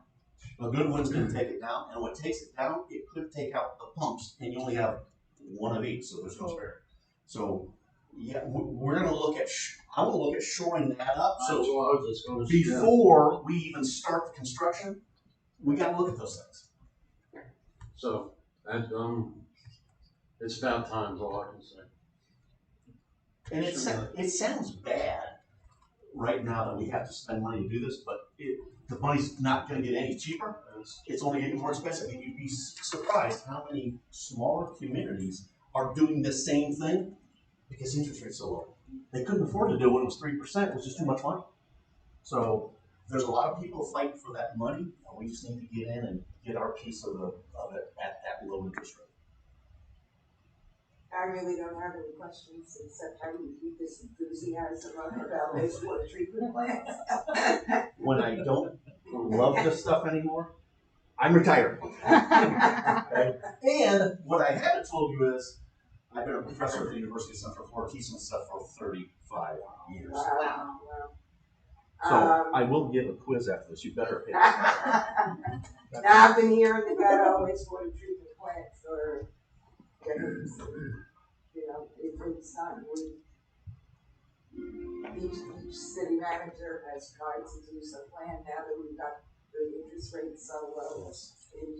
Go do it tomorrow. And you know what? You're going to put something out there that's going to last a long time, and it won't have the issues. We may be able to get 30 years out of equipment if we do this right, that we should only get 15 to 20 years out of it. And that only saves you money. And I think you're going to have a lot of reduction in electrical and operating Yeah, costs. I like that, the less cost on chemicals, less cost on electric, Or- all the time. A lot of utilities I'm working with now will spend CapEx to save OpEx, because this is a one-time thing. This is forever. And the more, you have no control over what the electrical cost is. Johnny, what is your chemical budget this year? $100,000. $100,000. Now, I'd love to see that cut in half. Well, you bet we take care of the gallon with this stuff. So most of these biological nutrient facilities require, we'll have to store two chemicals. You'll have to store some alum, we should never use it. And you have to store some supplemental carbon because the microbes might need some additional food. So over the last 10 years, I've done like 25 of these plants. My tank gets smaller and smaller and smaller and smaller in every one of them, because if you design it right, you never need any of that chemical. And why store 5,000 gallons of chemical when you're never going to use it? But you need to have some just in case. If something catastrophic would happen, it's there to save the plant. But I'd like to put a 500-gallon tank in because I've got tanks. The first one I did, 5,000 gallons. There's still 5,000 gallons in it. And it's tough to get rid of. Mr. Phillips. Then you have a parachute to drop from heaven, which made my I am so thrilled. Your presentation was excellent. 20 basis points alone is, only question I have is, and I'm not sure if it's a smart question, but I'm gonna ask it anyway.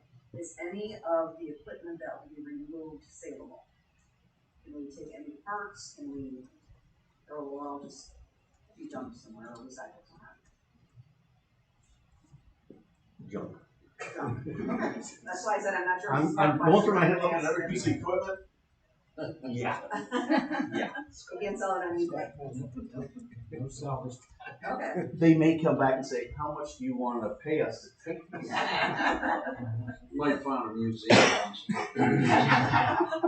Smithsonian. Thank you, your presentation was beyond that. And I appreciate your time because this is a subject a lot of time. It's not like you're dealing with this stuff every day, but it's an important investment you need to make. My big concern, I think Mr. Whitson and Johnny and I talked about is, okay, so we're gonna build this wastewater. Where are we gonna put all this water? We have to get out of the intercoastal. That's gonna be the next big issue. And we need to start talking about that. I've talked to Mr. Whitson. Like I said, I want to try to get down to here's the 3 best options for the city. And then we need to work together as a team to figure out where we're gonna put it and how we're gonna fund it. Because once you tell them, this is your plan, that's what they expect you to do. And we don't have a single line going through the city to send reclaimed water out. And remember, the plant's on that side. All the people are on this side. I gotta get a pipe all the way over here. So there's only 2 options. You hang it from the bridge, now you have a DOT issue, or you put it under the intercoastal.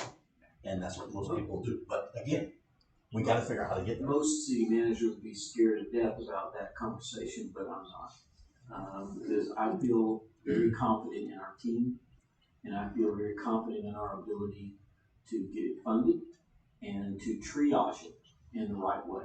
So we're gonna go from zero infrastructure to the proper infrastructure, but we're gonna do it in an orderly manner, and we're gonna do it based on cost effectiveness.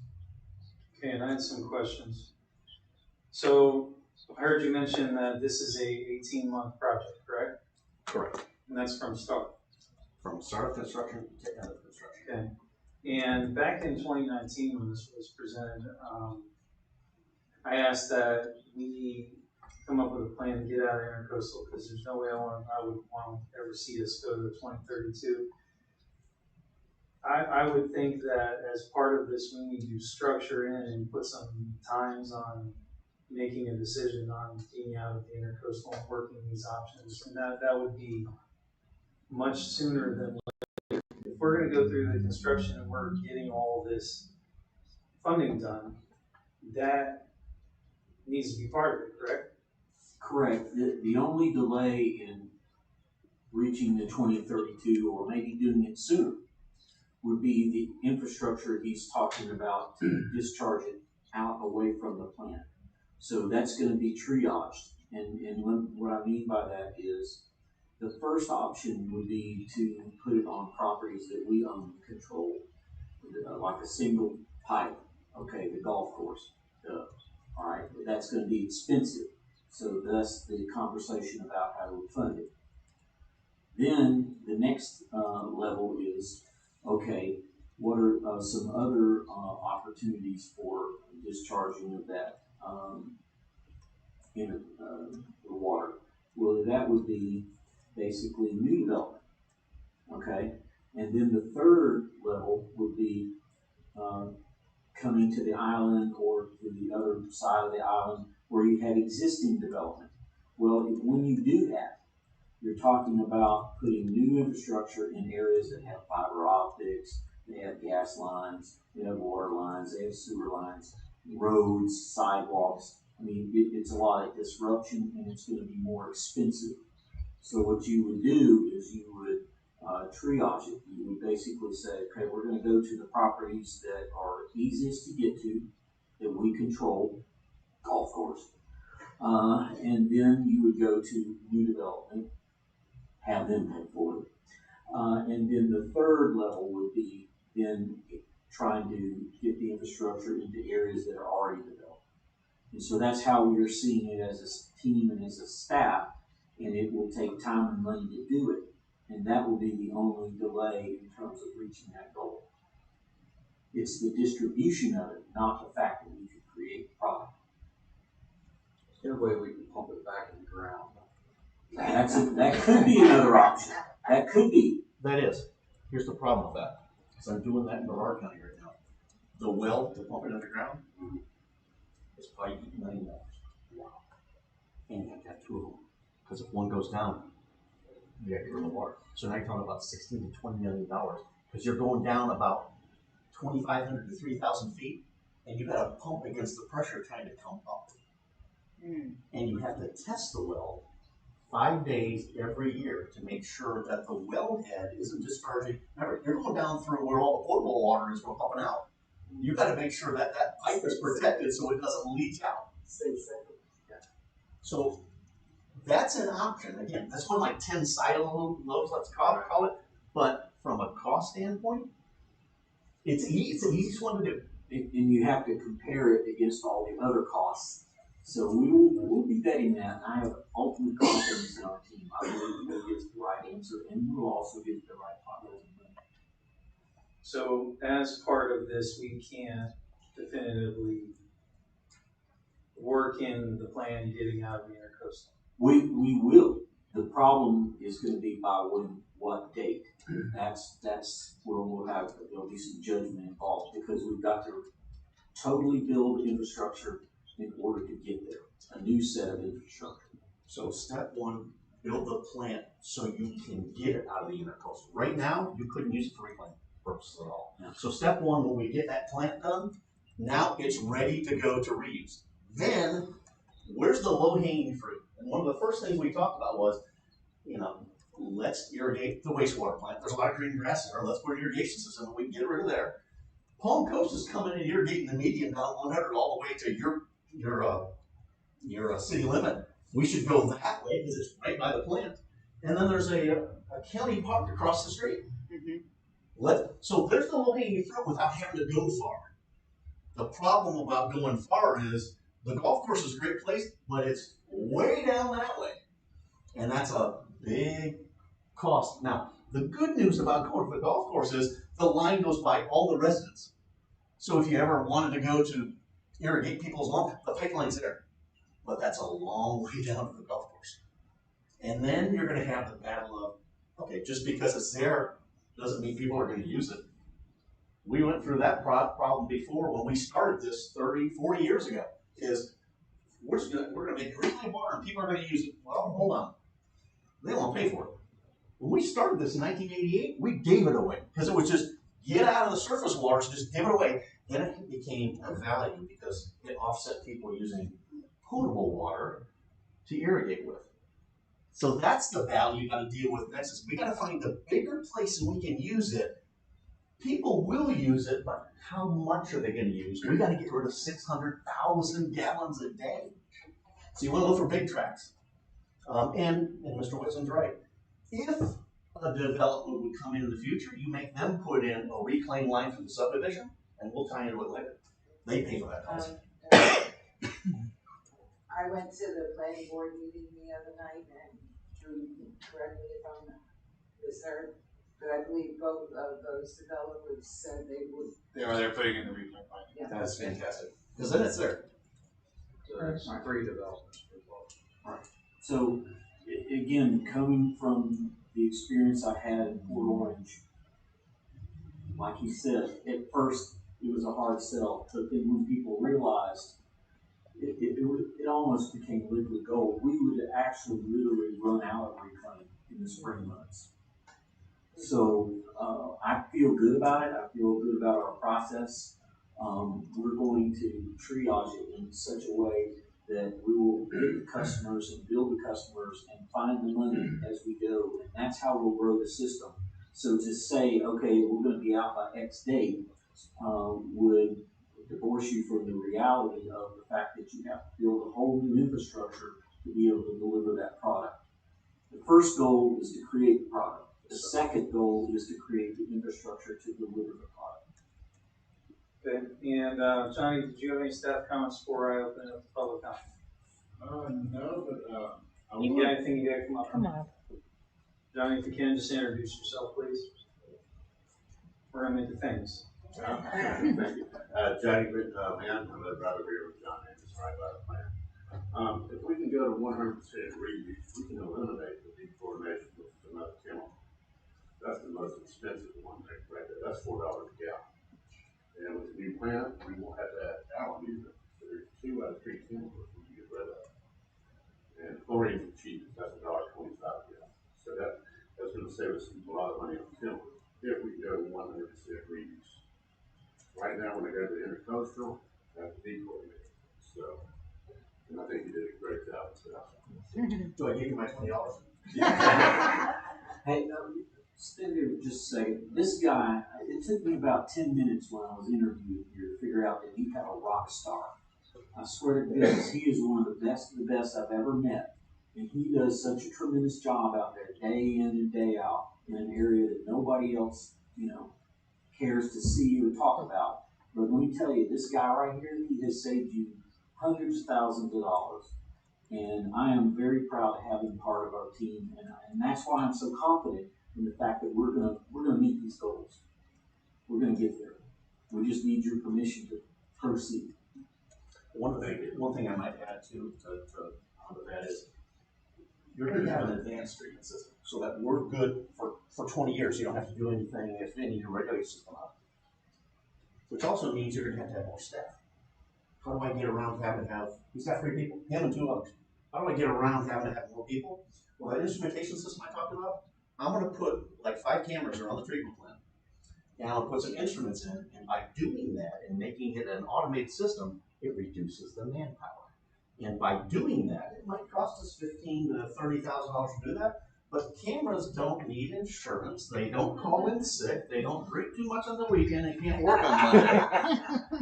Cameras and instruments are cheap, and we can keep a good staff that can actually operate and not have to, duct tape and baling wire stuff. They can actually do what they need to do in a treatment plant. But again, it's been a pleasure working with everybody here because everybody's so open, it's easy to get stuff, and they want to work really hard. Except for they don't want to show themselves. They're tired. Johnny, did you have any other comments? What I'd like to say, this is for the infrastructure. This has nothing to do with the project going in down the road. This is for an aging infrastructure. That's what we need to relate to the public. So that's what I've been hearing. This has something to do with development. It really doesn't. Correct. The developer wants something, the developer will pay for it. Yes, sir. Yes, sir. Okay. And Johnny, thank you. And by the way, those cameras and systems that are going in place does not get you off the hook. I'll still have the phone with me. All right, thank you. It will help us out a lot. All right, and I appreciate it, Johnny. And I want to open this up to public comment. Do we have any members of the public that wish to speak on this agenda? None. All right, come on up. You can just introduce yourself, name and address. Yes, good evening. I have, one quick question. I was trying to ferret out as it was being explained. Name and address. Yeah, good evening. My name is Mark Blythe and I'm a resident, and I was just trying to ferret out while you were explaining your system and the budget, whether or not you had included the infrastructure for the reuse water. Or is that a separate project and a separate budget? And then my other question to the city manager would be, have you ascertained what the per resident cost will be for, program A, as we just talked about, or program B? All right, let's do the questions in order. Sure. The getting out of the intercoastal cost. Yeah, the getting out of the intercoastal cost, that's all part of what we have. So that's an unknown cost until you decide where you're gonna park the water. I mean, if we were to put in a deep well and pump it underground, that's one cost. If you decide to do reclaim, that's another cost. If we try to find a place we can park it underground, that's a different cost. We need to do an evaluation to be able to tell you, hey, here's the three best options and here's what our guess at the cost is now, to provide you with an option to decide where you want to spend the money, and then how long it's going to take to get there. Because putting in reclaim takes a while because you're ripping up all these streets, putting pipes in. That's a lot longer than 2 wells in the ground. Now, I can't tell you can do that because it's a malfunction of the geology below us, whether it will support the well. But those costs have not been included because we don't know what we're going to do with it yet. I need to provide you options. But to piggyback on his question, this update will have our wastewater treatment plant be reclaimed ready. Correct. The only thing we need to do is figure out, it'll be reclaimed ready, just where is it going? And that's the additional cost. That's Correct. Okay, that's correct. That answers your first question. in two parts. Yeah, think of it in two parts, getting it ready to deliver the product, and then the second part is how would we, what are our options to build the infrastructure to deliver the product? And then, second question, cost per resident. All right, cost per resident, I don't know if we did it that way. For the treatment plant. reclaim. For the, I'm assuming it's the entire project, Yeah, the 15 million. Entire project is where it's going. I was just, curious to see if anybody had ascertained what the per resident cost would be for the plan that's presented, and certainly now the same question would apply for the suggested outcome of the reuse water. But I want to just make an observation, and I'm sure it's been considered, but I'd like to throw it out here for a cost-saving measure. I don't know how far we have, I guess the word is control over the land around us, and in that we don't have to go down the streets. We could easily go down the marsh with a pipe system down to the, golf course, and we could easily do, tees and tributaries to everybody if we were to utilize some of the other methods that we have to get up and down this, waterway island that we live on. And I don't see why we really shouldn't be entertaining that. But rather than tearing up what we just got done building and going through all that, I mean, basically at this point, Eric, right, and you got a lot of water there. And frankly, another thing is a resident for here for a lot of years, I consider that water a commodity. And I think it's about time we realize if we're going to spend any money on this, then we need to keep that water, because water is probably going to be one of the most important commodities going forward into the future for our children, our children's children, however you want to look at it. So throwing away any water that we've already put money in to treat, pull out of the ground, is a waste. But I do like the idea of using Wadsworth Park. I think that's an option, although I don't think that's ours. And we might have to get the county to do it. But as far as distribution and fighting our way down the streets, oh, come on, let's go down the marsh. We don't even have to see it in the marsh. I mean, quite frankly, that looks to me like a perfect way to ease our way down and up and down this island. And I think we could jump to some of the major utilization points. You take all this grassy areas and stuff that we're trying to do down 100. I see we worked diligently to try and turn the city into a different, type of look over the years I've been here. But nothing would make it look better than just the greenery that, we see our neighbor Palm Coast doing, right? And one of the things that they have is plenty of water, right? So, I'm just saying, don't disregard what you're investing in. That just because the water has to be distributed and it costs money to get there, in the future, that could actually pay back all the cost of this if we just think it through. Anyway, I appreciate you letting me talk. Absolutely, thank you. Any other members of the public have any comments on this? Seeing none, close public comment. Yeah, definitely a lot of valid points about the water being a commodity and will be much more so as years come. I'll give you an example. I have a city right now, they go into the St. John's River.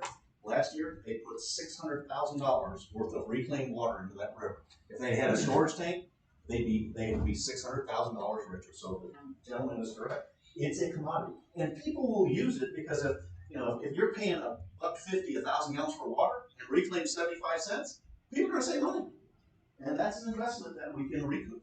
There's no doubt about it. And anybody developing in the city that doesn't know it's there, it's not an option right now. You know, we have no way to say You're talking to the microphone. We haven't seen that realized because people who come into the city as business people or developers don't have that option to take advantage of. If it's now an available option, it'll get used. Even more so as a mandate. And offset the cost per resident. Yes. Any other members of the public wish to talk about? Seeing none, close public comment. Final comments, commissioners and mayor. Commissioner Bellinger. I just, about getting this distributed, reclaimed water. I learned one thing watching these guys put these gas lines in, that they wiggle their way around a lot of stuff to get without a whole lot of digging. So we're lucky that we're not up north and running into rocks and stuff like that, so where they can use this boring machine and go underground without digging a lot of things up. So it may be a little easier than you kind of think, and I thought it would be, logistics nightmare to try and distribute up and down all the streets. But when I saw them put that gas line in and how quick they did it, geez, might not be too bad. I would put it under the intercoastal before I hang it from the roof. Because the permit will take you 3 or 4 years from DOT, and if you go under the water, directional drill. I've done That's it what they 6 did. times. That's what they did. It's 2 months and we're out. And commissioners, mayor, any other comments? Thank you again. If I had a mic, I'd probably. Already thought. That you might not appreciate. All right, thank you for your time. This is not an action item, so we can close this and we can go on to item 13. Drew, if you can, item 13, please. Resolution 2021-19, State Revolving Fund SRF Loan Program. The resolution of the City of Flagler Beach, Florida, relating to the Florida Department of Environmental Protection (FDEP) State Revolving Fund Loan Program. Adoption of all SRF planning documents for the wastewater treatment facility BNR improvements, authorizing the loan application, authorizing all SRF loan documents, authorizing the SRF loan agreement, authorizing the execution and all actions necessary of the state of Florida grant for the construction of improvements to the wastewater treatment facility, making findings, executing all SRF loan documents, establishing pledged revenues, designating authorized representatives, providing assurances, providing conflict, severability, and effective date. All right, just for clarity, the very short cliff notes is this is our start of funding. It'll probably be the easiest way to look at that. Commissioners or mayor, any comments on this? Commissioner Bellinger. Yeah, I just wanted to, even though we have a really low interest rate on this, what we're going to apply for as a loan, it's a loan that you draw from as you need it. So it's not like you're going out and borrowing $15 million off at the beginning. So as it's needed, then you draw from it, and then that's when you start paying the interest on credit.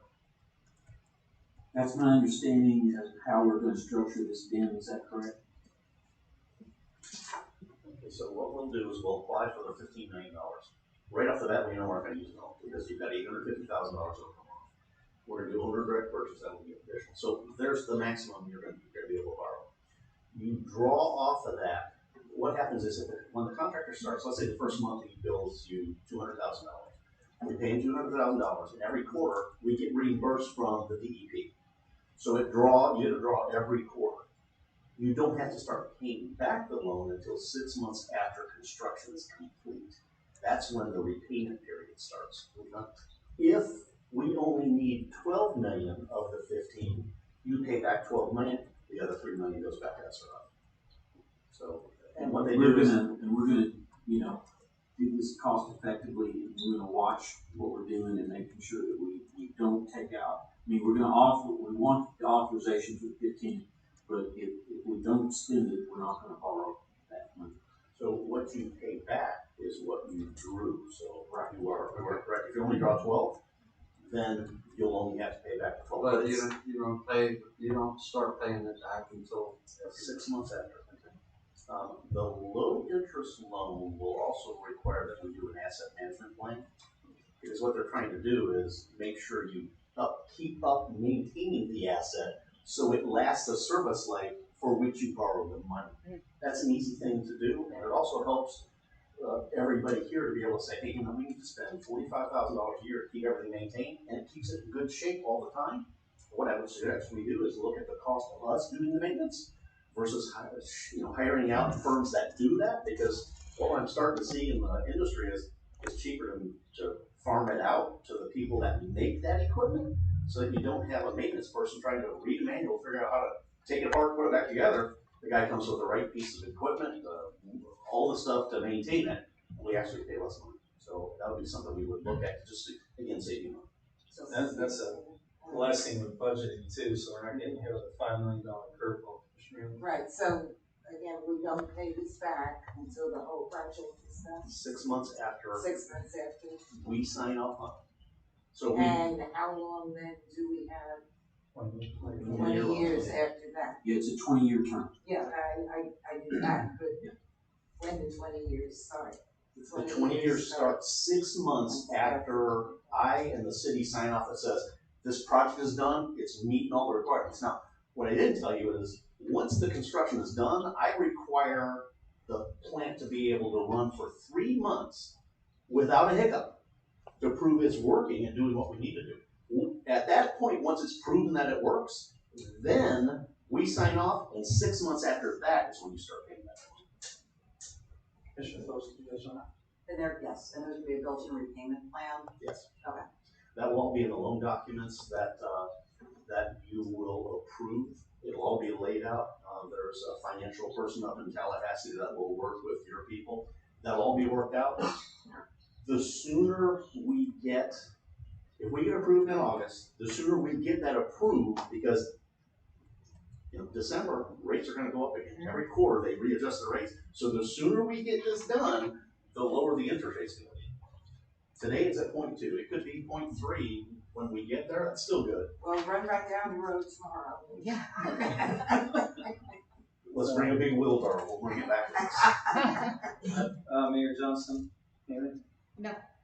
Commissioner Wright? No, ready to make a motion. Okay. And, yeah, but we can make a motion and then we'll open the public comment. Motion to approve, resolution 2021-19. All right, we have a motion and a second. I'd like to open this resolution up to public comment. Any members of the public wish to speak on this agenda? Seeing none, close public comment. Penny, can you do a roll call, please? Commissioner Bryan? Yes. Commissioner Belhumeur? Yes. Commissioner Mealy? Yes. Commissioner Phillips? Chair Cooley? Yes, the motion. Motion passes 5-0. All right, item 14, resolution 2021-20, Drew. Resolution 2021-20, a resolution by the City Commission of the City of Flagler Beach, Florida, restating the significance of continued effort to protect, revere, and stabilize the Atlantic Beach, recognizing the prior establishment by the City of the A1A Reserve Fund, and authorizing the City Manager to continue cooperative efforts with county, state, and federal agencies for the protection of the Atlantic Beach, and to expend funds in the A1A Reserve Fund for such purpose, providing for conflicts and effective date. Thank you, Drew. We've all been briefed on this. City Manager, can you just, for the record, give us a cliff notes of that so the public understands? So, Mr. Chairman, this is a resolution that authorizes the expenditure of funds that were set aside for protection of the beaches in areas of the Atlantic Ocean, east of A1A. It's there to, help collaborate and work with the Army Corps of Engineers and the county and the state that are doing the beach, management plan and beach reimbursement. And, it's just kind of our show faith, effort to, say that we're involved in that effort and want to cooperate and coordinate with them. Okay, thank you. Commissioners or Mayor, any comments or questions on this? Okay. And I'll open this up to public comment. Any members of the public wish to speak on item 14, which is this resolution? Seeing none, we'll close the public comment. Yeah, look for a motion. I make a motion that we approve resolution 2021-20. Second. I heard two at one time.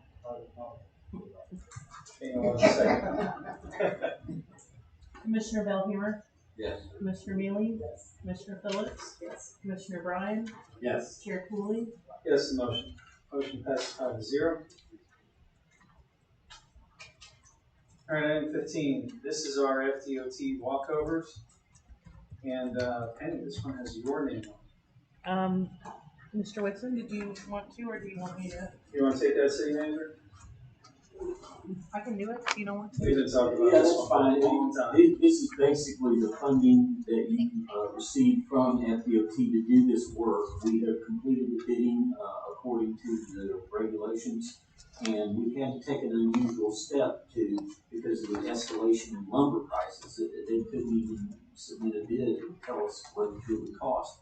So we allowed them to, based on their bids, base bids, to say, okay, if you get the job, you tell us what the lumber costs, within the next 3 days, and then we'll lock that in and go from there. So it basically is a way of responding to the market, but yet taking bids. So I thank Penny for, figuring out how to do this, and I'm working with her on it, and we're ready to proceed at your direction. So once we'll meet with the contractor who's awarded to discuss with them when he can start the job. And once he tells me that information, I will put those dates locked into the notice to proceed. And once the notice to proceed is issued, he has 3 days to provide me 3 quotes for that lumber. The city will select the lowest, most responsible one of those 3 quotes, and that contractor will be locked into that price of that lowest quote. Okay. Which will be reimbursed by FDOT. And FDOT, where I think that's 100 and, off the top of my head, what was that, 129 was the max reimbursement? I was thinking it was 109. Might be, I haven't looked at it in a while, but these bids. Is it the number in the agenda item? Because it's $105,000, $105,940. There you go. That's what the DOT reimbursement is up to. Yes, true. Yes. You think I remember that? I typed it. All right, Commissioners and Mayor, questions or comments on this item? Commissioner Bryan. Yeah, I just have a question in regard to the construction in Lois Gate. I'm looking at the pictures that were provided to us here. I'm not a builder, but I'm looking at the construction of this thing here, and even a novice would know that. But anyway. That construction was built to FDOT standards, not ours. That was the ones that's why they're reimbursing. All right, my next question, following up to that, is I understand that once you award the contract, is there any kind of supervision or oversight until it's, while it's being constructed, or do you have to just wait until it's done and just approve it or not? Because you get the lowest bid, it doesn't necessarily mean you get the best job. We would assign Rick to watch these guys. That basically he's the building official, and it's going to be to building official standards. So we would monitor it to make sure that it complies. Correct, and there's also standards built into the bid package that are part of the contract. All right, I just want to make sure. I had that same concern because there was a $40,000. Exactly, that was my third question, because there's such a big difference in the price. And I'm always looking at spending as little as possible. But I think we always know that just because you get the lowest bidder doesn't necessarily mean that you're gonna get the best job. No. So I'm not being too critical, I'm not being critical of you or any of our staff, I'm just making a comment. To make sure we do the best job. My understanding is these are being, and correct me if I'm wrong, these are basically following the same process all our other walkovers have followed. Correct? Minus the financial end. As far as construction and supervision on our side, it's the same, right? To the ones that have been built after Hurricane Matthew. Correct. So these have the round, we can't go more than 6 inches on the pilings, but they will be round and they will be buried at a minimum of 8 feet below the sand line, which will help reduce when the moisture's taking them out. Yeah. So they would be as of the same. Okay. And like the pictures are showing where 2, pieces of lumber are nailed, that's not gonna happen. It'll be round pilings. They'll be to our standards, not just. Okay, I mean, like I said, I'm not a builder, when I build stuff, I overbuild it. Because I'm paranoid. So really, your choice is which bidder do you want to go with? Do you want to go with low bid, or do you want to choose one of the others? I'm okay with as long as they have the reputation and we have the oversight by Rick, and I know Rick is a hawk on building stuff, as long as we have some oversight, I'm okay. Well, have any of these vendors already worked on our walkovers? The staff has recommended you award to is one who has built many of them. Okay, so that's good. Mayor Johnson, Yes, I know there's lots of residents that are viewing tonight this agenda item. Do we have a time frame that we can put out there for completion or start? Mr. Whitson asked me to contact this person today, and I did not. I failed to do that, so sorry. Oh no, that's fine. There's multiple. That's why multiple people that are inquiring. So I guess the question is, can we mandate times for them to begin after the contract is awarded, and then also completion times? Is that something that we can legally mandate? Probably not, because we can get awarded. Yeah, the situation that we're in right now is that there's standards in the contract. So once you make a selection and we award the contract, then they have so many days to get the prices for the wood, and then we didn't give them the official word to proceed, and then they have to have time to gear up. So I would say once you approve this, we're talking, that they'll get going here, within 2-3 weeks. And again, that just assumes that they can get prices for the lumber and get it delivered. That's the one thing we don't have control over is their access to the supplies. Okay. Mm-hmm. But Drew, I guess one of the pending things is, can there be a finite fee? You can set that in a contract, but because of the market conditions, you have an issue, you're gonna have a force majeure provision, you're gonna have a force majeure provision in there that would basically be an out when the market does come out. So it's not going to solve the actual timing problem that exists out there in the market.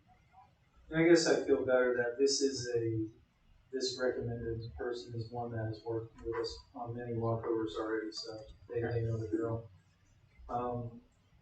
Any other questions or comments? Commissioner Bellman?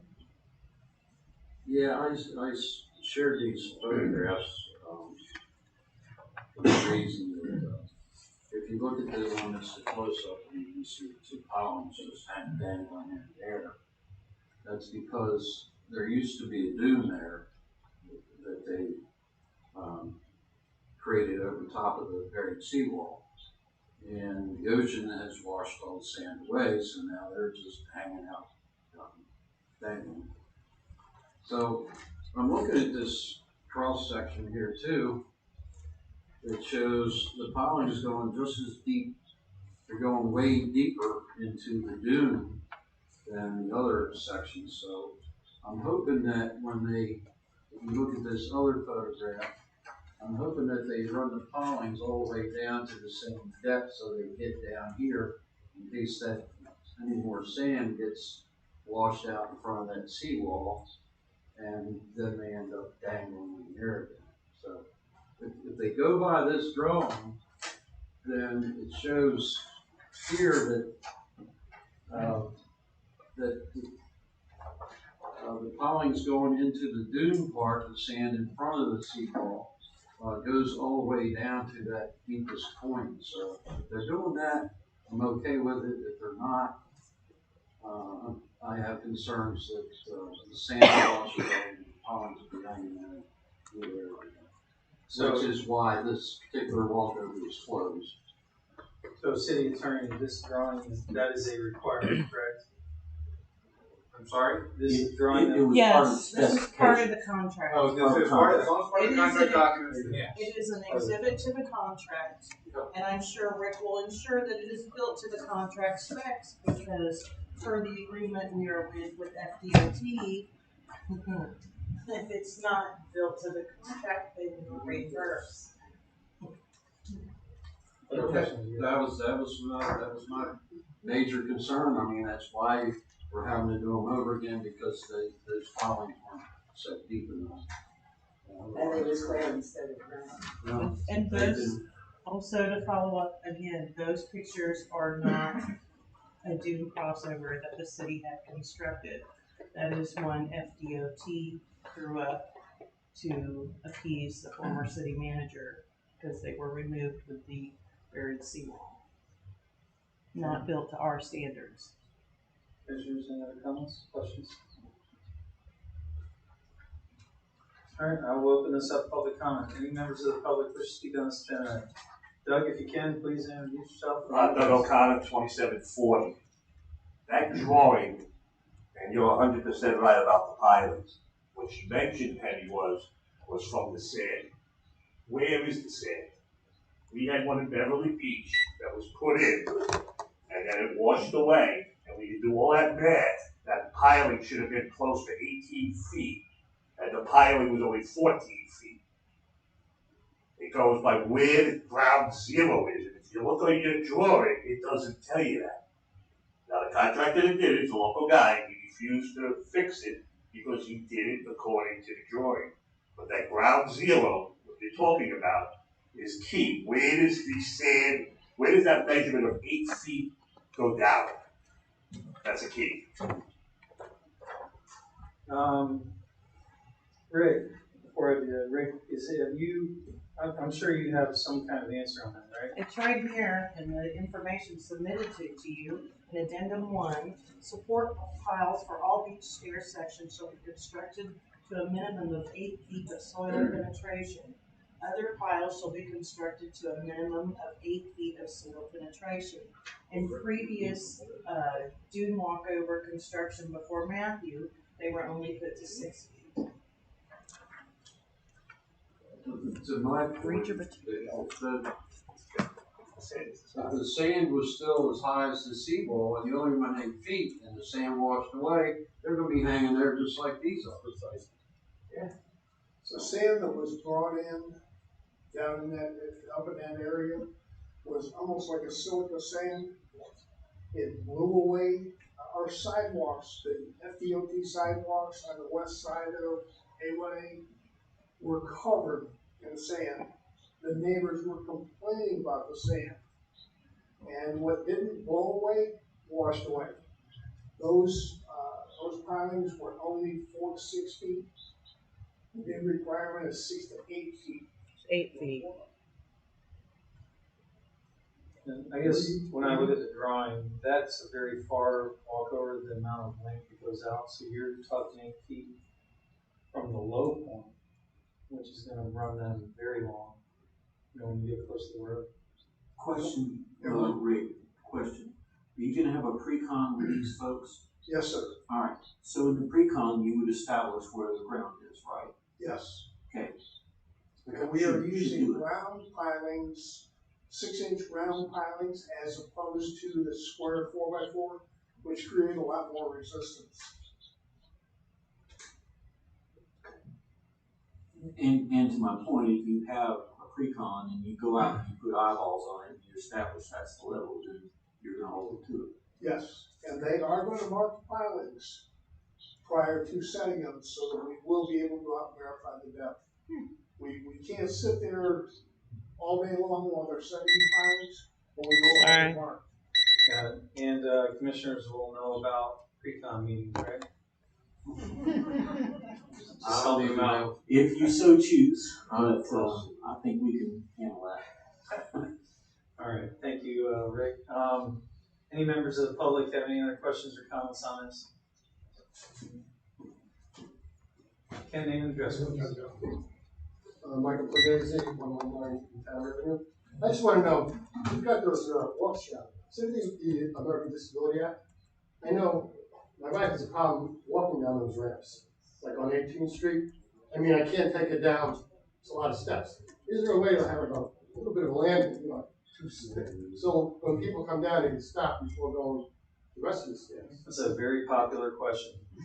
We went through that the last meeting. City manager, you want to answer that? Yeah, my understanding is the specifications have to comply with ADA, right? They do have to comply with ADA, and also DEP is stopped allowing permits for the benches. So. No, the benches are, yeah, but if you see the depth that you're walking down, that's a it's the angle and the depth. Right, but if there was, you can't have a stop, you can't have a landing? Well, I understand, but the thing is, we have to navigate so many feet down to what's the actual field conditions. So, you know, it's going to vary depending on where on the coast you're at. Some walkovers are different than others just because of where they're at and how the scouring has happened at the beach. No, I understand, but you only have really one way to get down, and that's on 2nd Street. Yes, for anybody with a wheelchair, yes, sir. But you know, you don't need a wheelchair to be kind of handicapped. I was just hoping there would be another landing where you could, you know, cruise down a little bit like. Well, this might help you. So if you look at this particular walkover, this is 22nd. It has a fall to it. If you look at the fall, and then you have a short amount of steps. So it is taking away many steps by just having the fall. And I believe that's as close as you can get per our permits, right? Right. At this location. Yeah. But the fall does make a significant difference that you're taking away a lot of steps out of it. Okay, yeah, you know, I mean, you just want something that makes it, you know, not everyone, but, you know, a few that you can get down. Right. And I believe that only there's a distance from the water that it has to be. So you can't. Yeah, DEP you know, regulates all of that too. You know, we made the slope. Okay. Well, the distance of the water is kind of a good joke. I mean, the water is. Yeah, no, I Thank you. All right, any other members of the public have any comments or questions on that? I saw you trying to get up early. Yeah. I just wanted to ask a question. I know we had just had a little discussion about purchasing the lumber and adjusting for the market condition at the time of the purchase. Is that a direct purchase order by the city of the lumber, or is that incorporated into the contract? It's into the contract. We had to do an addendum to the bid package, because that was brought up at a pre-bid meeting of the difficulty the contractors were having getting quotes. They were only getting 24-hour quotes from their suppliers for the lumber. And they brought this point up, and we didn't feel it was fair to hold a contractor to a bid submitted possibly a month before it would be awarded. I get that. That wasn't really what I was trying to ask. I didn't mean to We were interrupt you. talking about the direct purchase to save on the tax. Right, and I was going to backtrack up to the previous discussion and bring up, since you had brought it up before, that my comment is directed to the direct purchase. I actually was probably considered one of the first pioneers in doing this back in the early 90s. But in the early 2000s, I got brought into a case as an expert witness about it. And I just want to bring forth on behalf of my community just one piece of observation on that. There can be a question as to who has ownership of that material. I would direct this to Drew at the time of an accident. So what I'm really saying to you is that we have to be very careful when we do direct purchases to take advantage of the sales tax exemption as to who is actually in control of the job at that time. So we're looking, I'm sure when we build a plant, we use our engineer and our plans to maintain a general liability policy with the general contractor that protects the city and the liability going forward. When you step into the stream to take advantage of the sales tax exemption as a direct purchase, similar to when I asked this question, you have to be very careful that you structure yourself in such a way that at no time is the city in possession or control of the material, even for a moment. I'm sure that you'll find plenty of case law on that, but I just wanted to bring that up because it's a very good way to save money, but it has the potential pitfall of, say, a workman's comp claim. In this case, I was brought in on a death at the Cape. It just goes to the ability of our country to sue one another, and so therefore, with that being a backdrop to my comment, I just wanted to point out that be careful what you wish for. You know, sometimes you open up another door. So, Margaret, you can just let me get your name and address for the record. Mark Klein. Did you get that at the beginning? No, I know. I want to make sure we had. And just to respond to his question, sorry in a roundabout way, it would not be a direct purchase by the city. I don't think we have the equipment to haul around those pilings, so. Okay. Any other members of the public wish to speak on this? Yes. Name and address, please. Yes, Jim Rosso, I live at 200 Marina Bay Flagler. I think in response to Mr. Belhumer's comments about the pilings, the contract should be worded such that the bottom of the hole or the bottom of the piling is based on either an elevation from A1A or the top of the seawall. That's the only way, because 8 feet below the grain of the sand is one thing today. You go out there tomorrow, 8 feet could be an entirely different thing. So to get to the most secure piling, you have to have a starting point, A1A or the top of that seawall, so many feet down from it. Make sense? And that's going to be a critical point of that pre-con meeting. Well, exactly. You either handle it in pre-con or you throw all these bids out and start again and reword it. Right, and these aren't permanent structures. They aren't built to last forever. A good nor'easter could take all of them out. And since most of these were rebuilt with FEMA funds, I believe the ones that were there before this that we replaced and then they turned around and took out, that's why we had DOT replace them, were built with FEMA funds, so they're insured, and we would be able to collect FEMA funds to rebuild them again. I know Been that. built many times in years. I know we're kind of a little traumatized by how poorly these were built, and I'm very glad FDOT is not in the walkover business of roads. But the vendor, the recommended vendor we have, has done well with the ones that they have built here so far. I don't know how many they've done. I know they've done a lot. So if history is any indicator of how they're going to do these, I think we'll be okay. As long as we get through that pre-con meeting, right, Rick? It's all on you. Oh, me. All right, any other members of the public wish to speak on this item? All right, we'll close public comment, and we're going to roll call this. Make a motion that we award bid number FB 2021-1905 to Charles Bergen LLC. Second. In the amount of $48,600 plus the lumber and piling costs. Second. All right, we have a motion and a second. Thank you. Roll call. Sure. Commissioner Wheeling? Yes. Commissioner Phillips? Yes. Commissioner Bryan? Yes. Commissioner Belhumer? Yes. Chair Cooley? Yes, the motion. Motion passes 5-0. We will jump to item 17, ordinance 2021-093.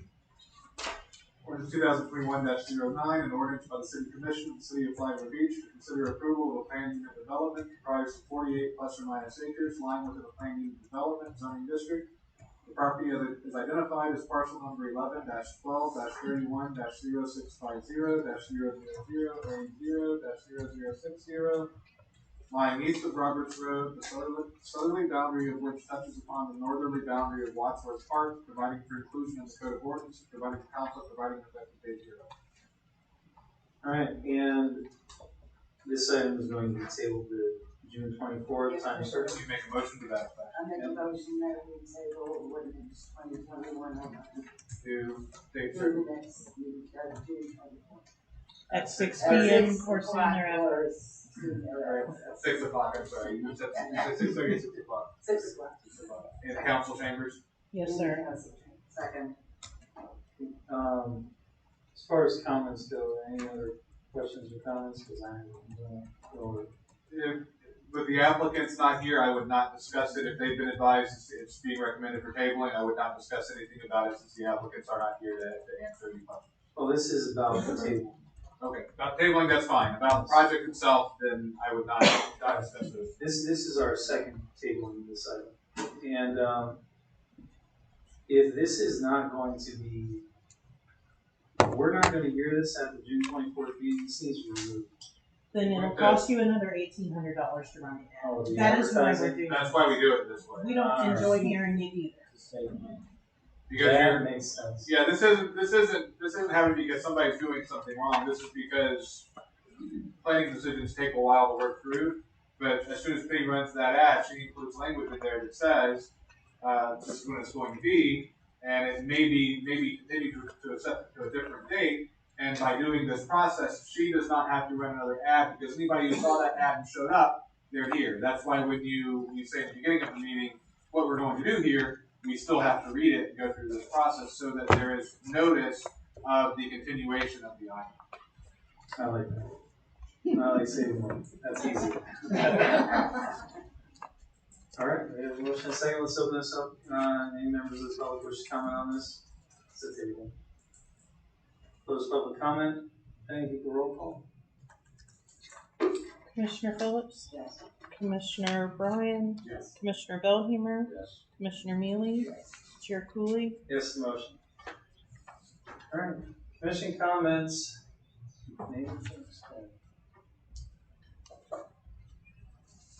Don't have that much this week. The Memorial Day, we celebrated Memorial Day at Veterans Park. Phenomenal. Our city manager played taps on his trumpet. Little gift we didn't know that we had in the city.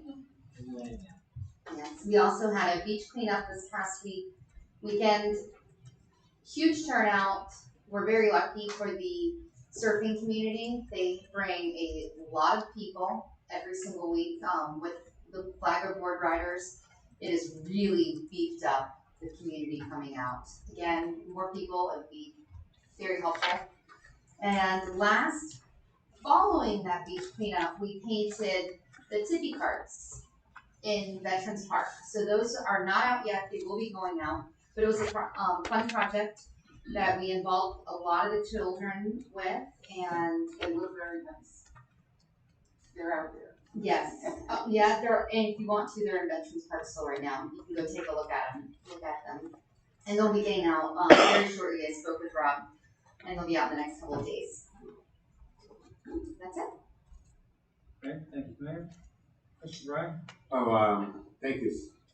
I as well attended the Memorial Day ceremony, and it was very, very, very moving. And the speaker was very, very good. And it was a great event as far as remembering those that have fallen and veterans that served. So it was very good. And thanks a lot for everyone participated. I also attended the Flagler Creates meeting this week, and Mayor wasn't there. Yes. Okay. So anyway, there are a number of things that's going on in the Flagler Creates group, and one of them has to do with the parking lots. We're working on parking lot signs. We've actually designed some lollipop signs, as they're called, and we're getting some bids on the costs. The signs will be located in each one of the parking lots that just got renovated. And thank you, Rick and staff, for that, because they look very, very nice and they're very functional. But the lollipop signs, again, will identify specific species of animals that we have within the area, the turtle, the dolphin, and things of that nature. So we will be coming back with a presentation to the board on what the signs will look like and hopefully the permission to move forward with those signs. We're actually looking to get some funding from local businesses and others that would like to purchase these signs. And it will be put up in accordance with the regulations that we have in the city. And they'll be able to identify wherever the parking lots are. Because right now it's very difficult to find out where they are. If you don't know where the parking lots are and you're coming into the city, you're just kind of lost. You're driving around looking. And as a result, it's a lot of confusion, a lot of traffic, and people park on the things. Hopefully they don't. Why are you talking about the parking lots and Rick is here, I think he's involved with that. There was a very nasty comment on one of the sites today, I don't remember if it was. I don't pay any attention to sites. About the one on South Sixth Street, and I would like to quash that. Is this process done as far as the leveling of the ground I'll have to let Rick, I'll go and check them, because, I've been to some of them and, they are what they are. They're a great improvement as far as I'm concerned. If there's some criticism about them, then so be it. I don't see a thing. Well, I wasn't getting upset about it, but okay. It's wanted to be brought up the parking lot. Yeah, well, what it is. And I asked Rick. Yeah. Rick, do you know anything if you would come? Or city manager. City manager, as you inspect these, are they up to spec and did they complete the contract? My understanding is it's still a work in progress. They haven't done the final punch list yet, and we're still, all things. That's what I understood. Right. Go ahead. Their proposed completion date isn't, for even a majority completion, isn't until around the 4th of July, at which time they have to stop work to allow people to park in the parking lots over the holiday, and they will resume work again after that. And I believe it's a couple weeks after the 4th, that is their final completion date. So something's written, and I don't remember the word, so who wrote it? That the leveling wasn't any better than it was before. Tell them to bring a rig out. It's much better than it was before. We don't have the potholes that you could lose a car in. And I think the contractor's done an excellent job. There is some additional work. They're coming back. They're waiting for everything to settle out. And if there's any additional grading at that time, they'll take care of it. Okay, thank you. I just wanted that out. Yeah. Thanks. That's fine. I've been around to them also, and I realize that there's some roughness, if you will, but it's not concrete, and it is the type of a material that needs to be compacted. And of course the rain helps to compact it. We don't have any rain. So, I guess the criticism is warranted to some degree, but give us a little time to be patient. I just wanted it out there. Yeah, well, I appreciate that. But we are working on the lollipop signs, and we'll be coming back with the board. When I say we're talking about the Lively Creates group. I'm also going to contact the, I think it's not DOT, it's like a DOT, Fish and Wildlife, because it's my understanding that they provide some of the signs that identify species of different animals that would be around in the area, for example, the tortoise and things of this nature.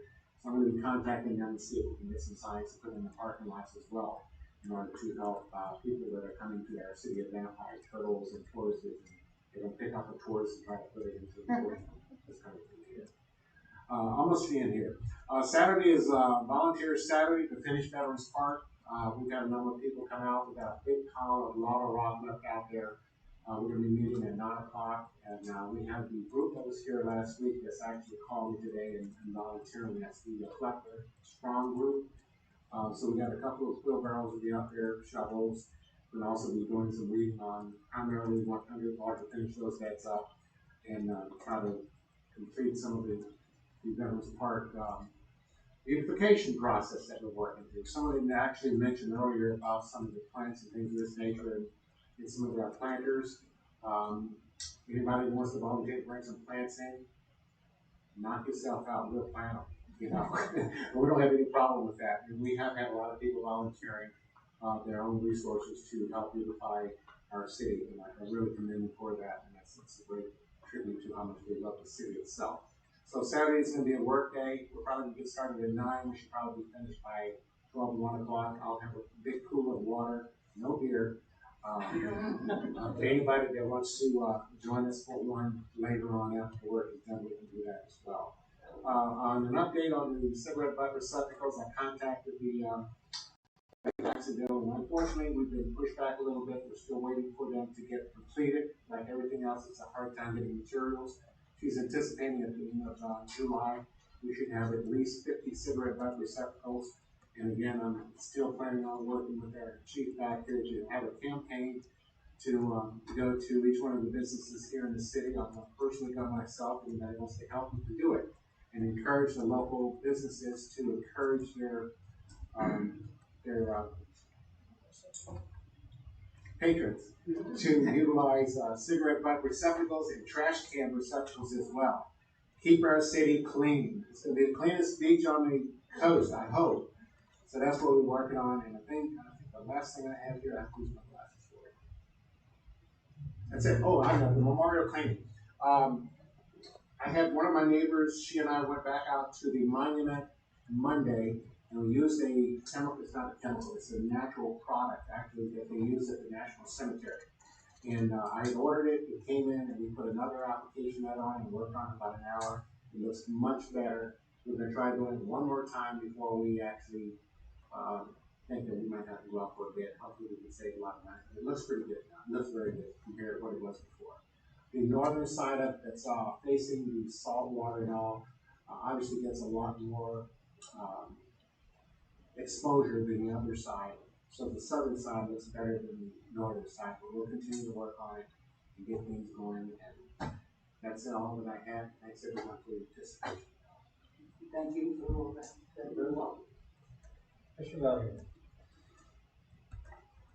First, I want to say it's nice to look out here at this part of our meeting. I know we have seen this thing. Well, that's also because it's not 10 too. It's pushing 8:30, so. But yeah, thanks for hanging out with us, and it's nice to have you here. Ditto on the Memorial Day thing. The local guy that did the talk was excellent.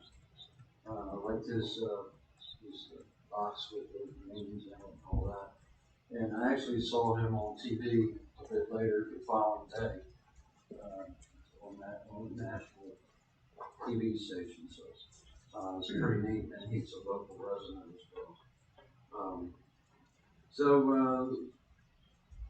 Last Friday, I went on another field trip with our city manager, and went over a couple other things, and I'm sure he'll compile a list and share it with us when he gets caught up with some other things. Be careful, suspicious emails. I've been hammered with them, and that goes for everybody out there too, because it can be devastating if somebody gets hold of the wrong information. You don't know where it came from, don't click any links. We're going to the League of Cities tomorrow in Orlando. And which committee did you sign? land development, something like that.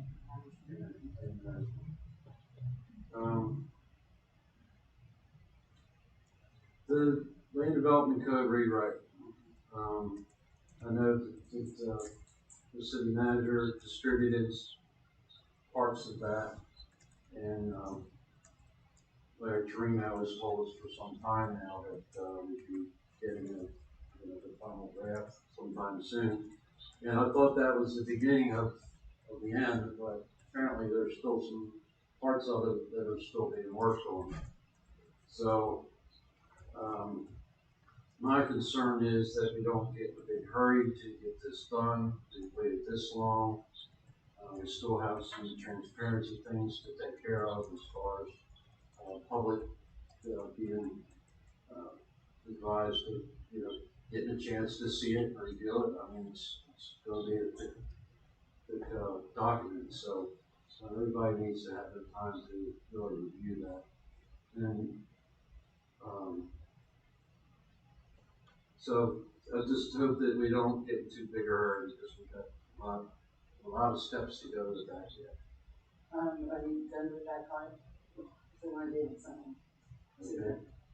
It came up at the planning board meeting, Larry brought it up, because they're gonna discuss it ostensibly before we do. But would we do it together in a workshop setting, or several workshops? Instead of it going to the planning board first and then to us, to sit and discuss it together. I forget what order it was in, but I had a schedule. Well, first the home builders. Well, the home builders have something now, but I don't know that they have everything. So then they were given 2 weeks to come back with some kind of reply. But if they don't have everything to look at, it's hard for them to come up with it.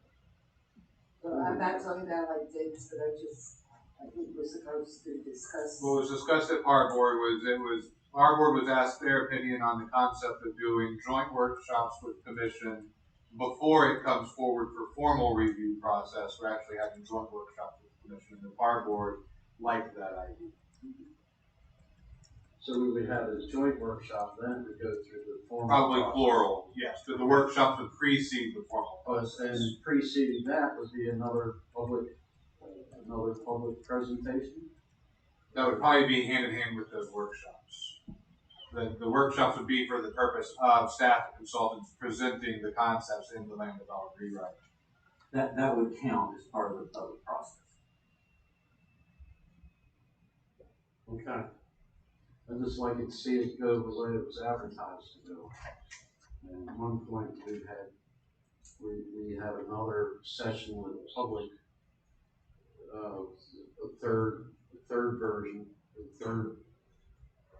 we've had 2 public meetings, where it was just a presentation with getting feedback from the public. But no, so again, the workshops would come before your formal process. Your formal process at every stage would also involve public comment. So you're gonna have workshops where the public is invited, encouraged to listen. The board probably would discuss amongst themselves. You may or may not. It would be up to the board to decide whether you wanted to have public comment there. It would go to par board. There would be public comment at par board. It would come to commission for as long as you need it at commission, and there'd be public comment at each one of those meetings where you're discussing. I get that, but there was in the schedule, there was supposed to be another public session for feedback from the public. But I don't know. We'll play it just so everybody gets their chance to really review it in depth. Last thing for me is Mr. Mullins has called us all cowards, and he's also insinuating that we're misappropriating the fireworks money that we never got. And he knows better. He's just lying to agitate people, I guess. I don't really know, but I've invited him numerous times to come to a commission meeting and explain himself, but in the end, I believe he's the true coward. So I'll leave it at that. Well, before we leave that subject,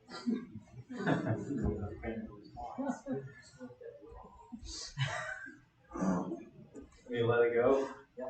I'd rather not even address it when it's like that. It's not worth my time. Just leave it at that. Well, when he accuses us of misappropriating funds, that's and gets on his radio show, lapses. This is the era of conspiracy and lies, and he's not worth the time. He's not even worth us discussing. I'm gonna be honest with you. He's not worth it. And I agree. I know that does he get to me? I'll have to say yes, he does. But I don't think we should be spending our commission time and our public's time discussing nonsense. I know it gets to you, and I can see you ready to explode right now. But I just don't think it's worth it. I'm gonna follow our city attorney's advice and let that go. That's all you want. That's it. Commissioner Neal. Okay. This time.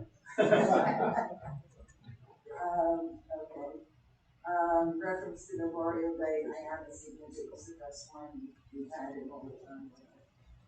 We did the Veteran Service in Memorial Day Saturday, Lieutenant General was amazing. And having our own task later, which was the icing on the cake. But I want to thank staff for all that they did and pulled it together. Getting the chairs out, getting the mic out, and this it's stuff that staff has to do, and appreciate that. I also want to thank our police department. I'm getting very tired of thanking our police department. They're holding senior crime prevention. We talked about the week after one on June 19th at 10 a.m. and 1 p.m. Senior crime prevention workshops. Say a year, right? Yes, ma'am. I'm police friend. So try to attend one of those.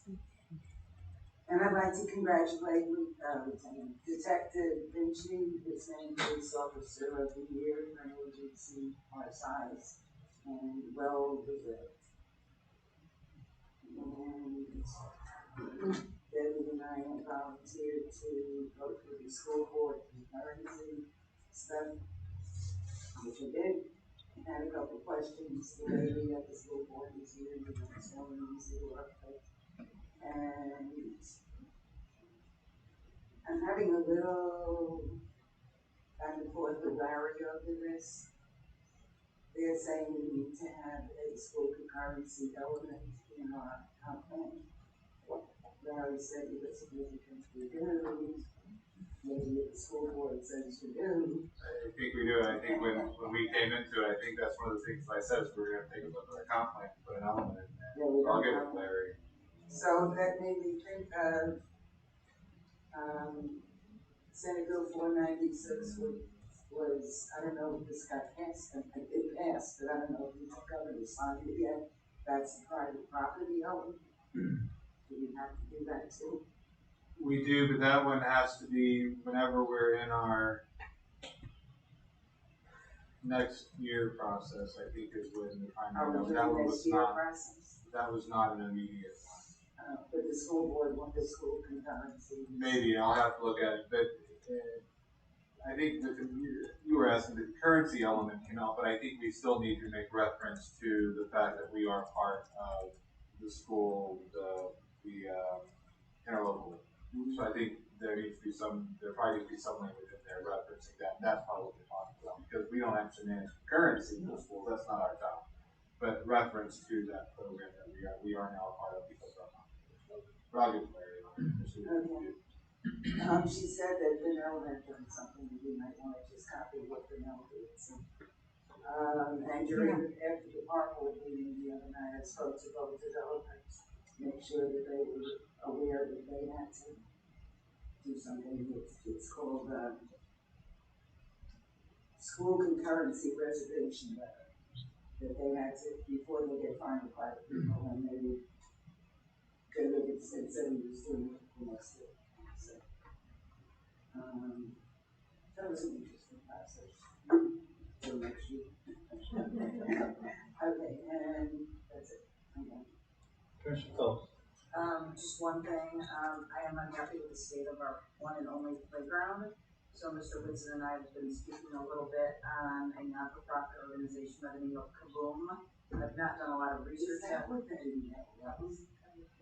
I saw the email and I said, maybe this is one of those I'm not supposed to open.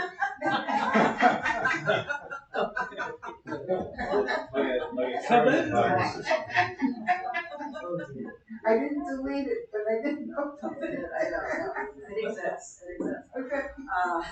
So from what I understand, correct me if I'm wrong, they provide cities with access to playground equipment. It sounds as if though we will not be able to access any of their grant money, unfortunately. But I will be talking to the business bureau to see if we can do some fundraising after I talk to Kaboom about how much the equipment would cost. So I just want to get everybody's blessing that I can move forward with that.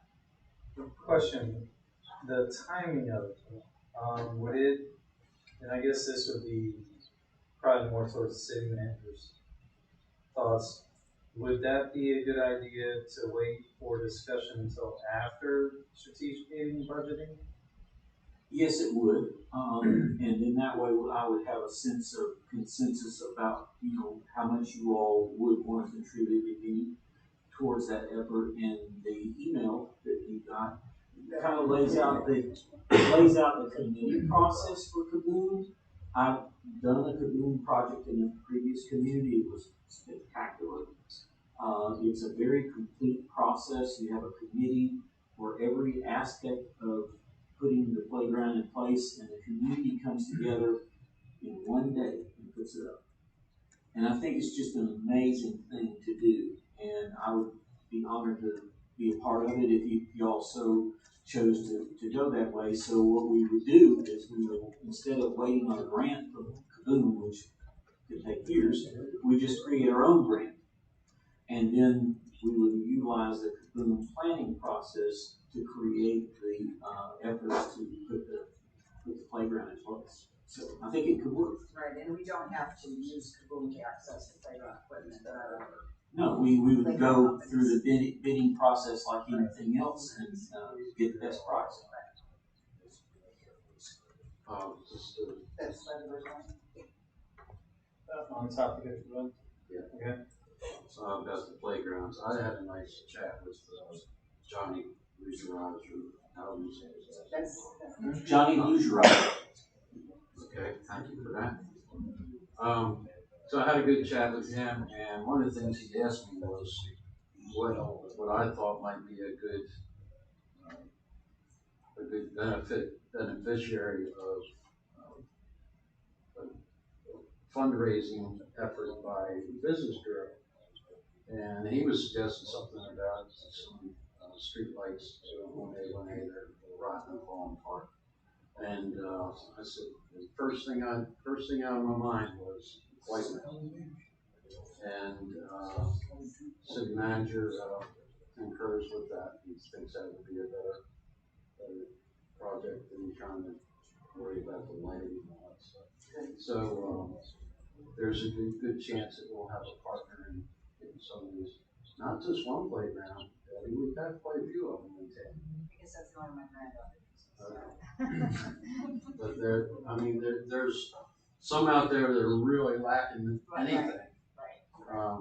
So it'd be nice to do something with all of them. There are.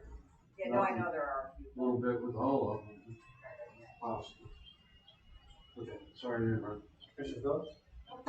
None, thank you. I don't have much. Other than the fact that the topic we brought up, holding off on this, making my eyes twitch.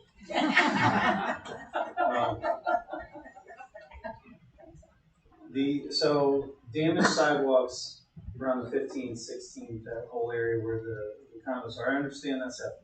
We've covered that. However, city manager, we've had some productive meetings with that here recently, and it's taken over 2 years to get some walkovers fixed. The sidewalks are a quality of life and safety issue. There has to be some type of way to bridge the gap of it's FDOT's responsibility, but it's here in our city. And I don't know what that would be, but we would, it would be amiss not to pursue that pretty heavy, considering the damage was recent. And everybody is in a position to be held accountable. If you go too long, then you're trying to go back on really old material and facts. I understand statute of limitations, but we can't have broken sidewalks in that. Who owns them? I don't know what the solution is. Do you have any thoughts on that?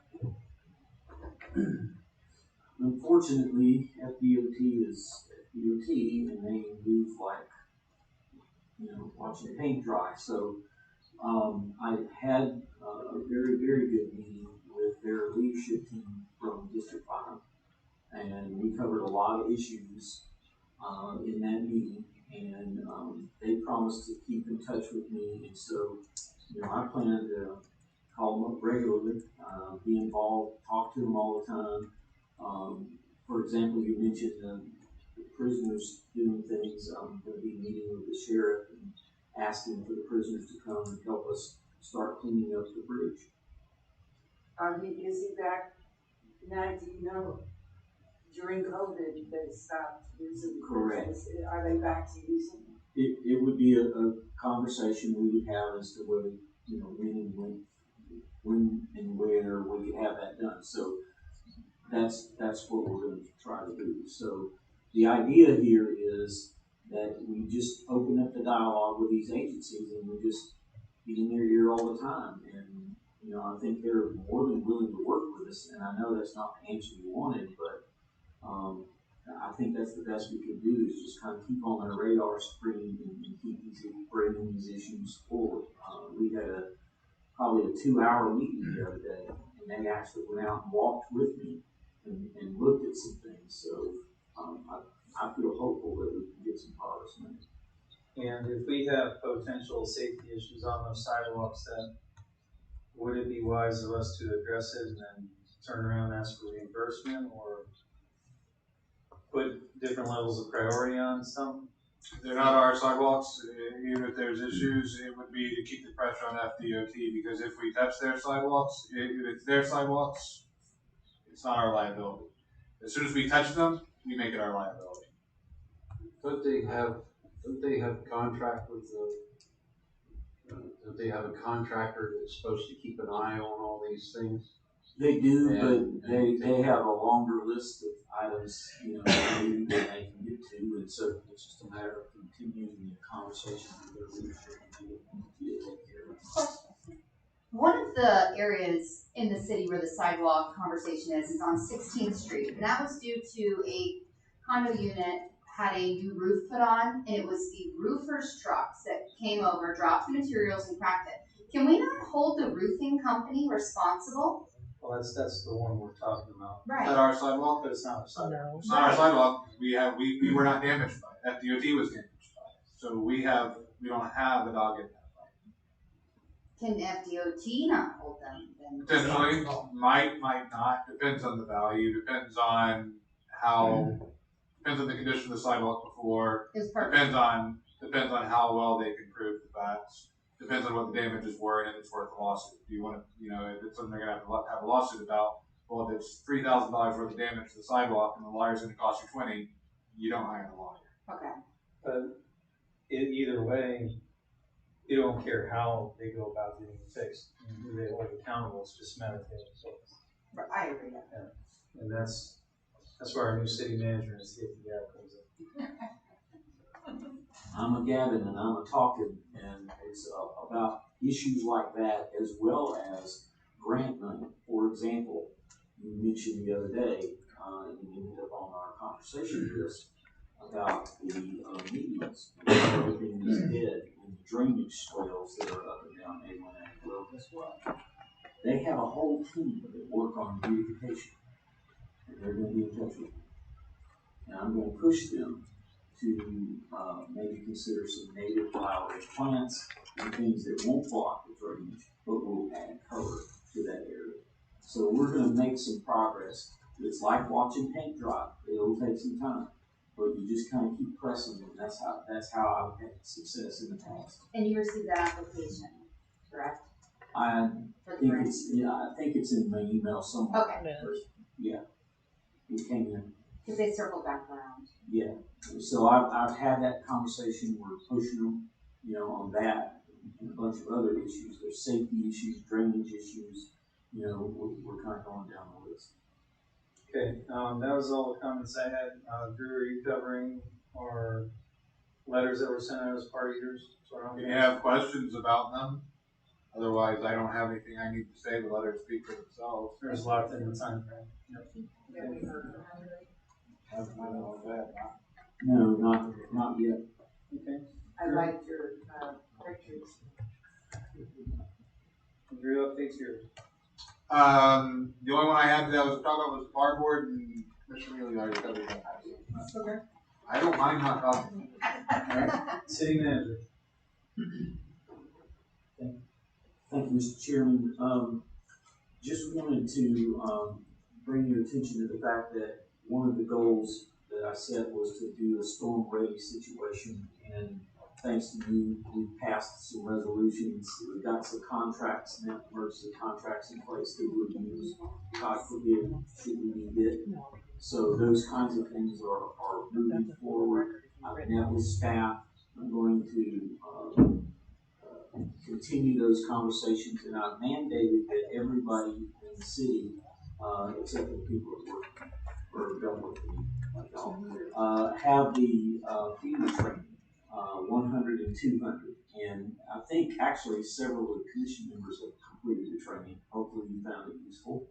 And all of the staff are going to have that done as well. So that's all part of getting ready before the storm. And I continue those efforts, and as I notice things, we're picking up on it, and we're trying to figure out, okay, how can we address this need? I'm making a list, and I'll be swinging around and just kind of keep chipping away. How many lists you got so far? Oh, I got 4 or 5 of them going now. He's got a list for us. And then I'm also working pretty hard with the staff on the hazard mitigation grants. And our first target is the WIC line. And we actually had a request for additional information the other day from one of the agencies, and we completed that and sent it back. So I'm crossing my fingers and toes we may be in good standing there for a hazard mitigation grant, which would be helpful for that. Also wanted to ask the board about our schedule for the budget. At this point, we're looking at July 21st to do the tentative millage rate setting, and then the 22nd of July would be where you actually set the millage rate tentatively in the budget process. And I was wondering what time of day we could schedule a 4-hour block of time to go through the entire budget, so that you had a sense of where we would need to set the tentative millage rate at on the 21st. 6 to 10.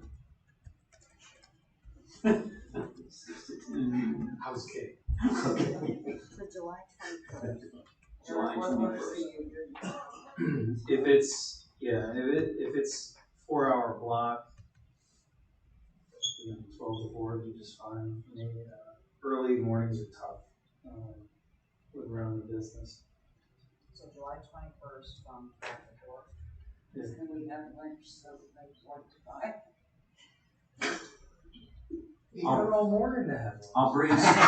I'll bring some Brown bag. Yeah, we could bring back lunch. Brown bag. Yeah, or we could have here 1 to 5. Yeah, I'm very flexible. The early mornings are the toughest. This allows Eat before you come. Or eat while but you're. it's whatever's good for y'all anytime in that general time frame. Okay, you want to say 12 to 4? Well, Jane proposed 1 to 5. 1 to 5. I'm fine with that. On the 21st, I'm sorry. Yes. 21st of July. How about 12:30 to 4:30? How about 12:45? 1 to 5. All right. Is anybody opposed to 1 to 5? 1 to 5. All right. Okay. Thank you for that. And again, just so you know, we'll be presenting all of the budgets. Every budget item will have been scrubbed by myself and the staff. There will be the history, plus the department head recommendation and my recommendation. And then, assuming that works for you, there will be a series of decision modules. So if you have bigger items, to decide on, I'm not going to put those in the budget unless you agree that they should be put in the budget. And then once those are all added up, then voila, you will get your tentative millage rate.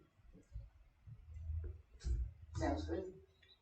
Is this gonna be a workshop followed by a special meeting for the action? No, we would have the action would be at the regular agenda meeting on the 22nd. This is to allow Commissioner Phillips to have input, and then you're having to go on vacation on the 22nd. And this way we'll have everybody consensus on everybody's input into the process, set it on the 22nd, and then of course you get one more shot at it later in September. That's it? That's it. All right, thank you, City Manager, Penny. Nothing. Chief Building Official, anything? That's you, Rick. Motion to adjourn. What about Chief? Nothing? All right, that's easy. Motion to adjourn. Second. All right, we are adjourned.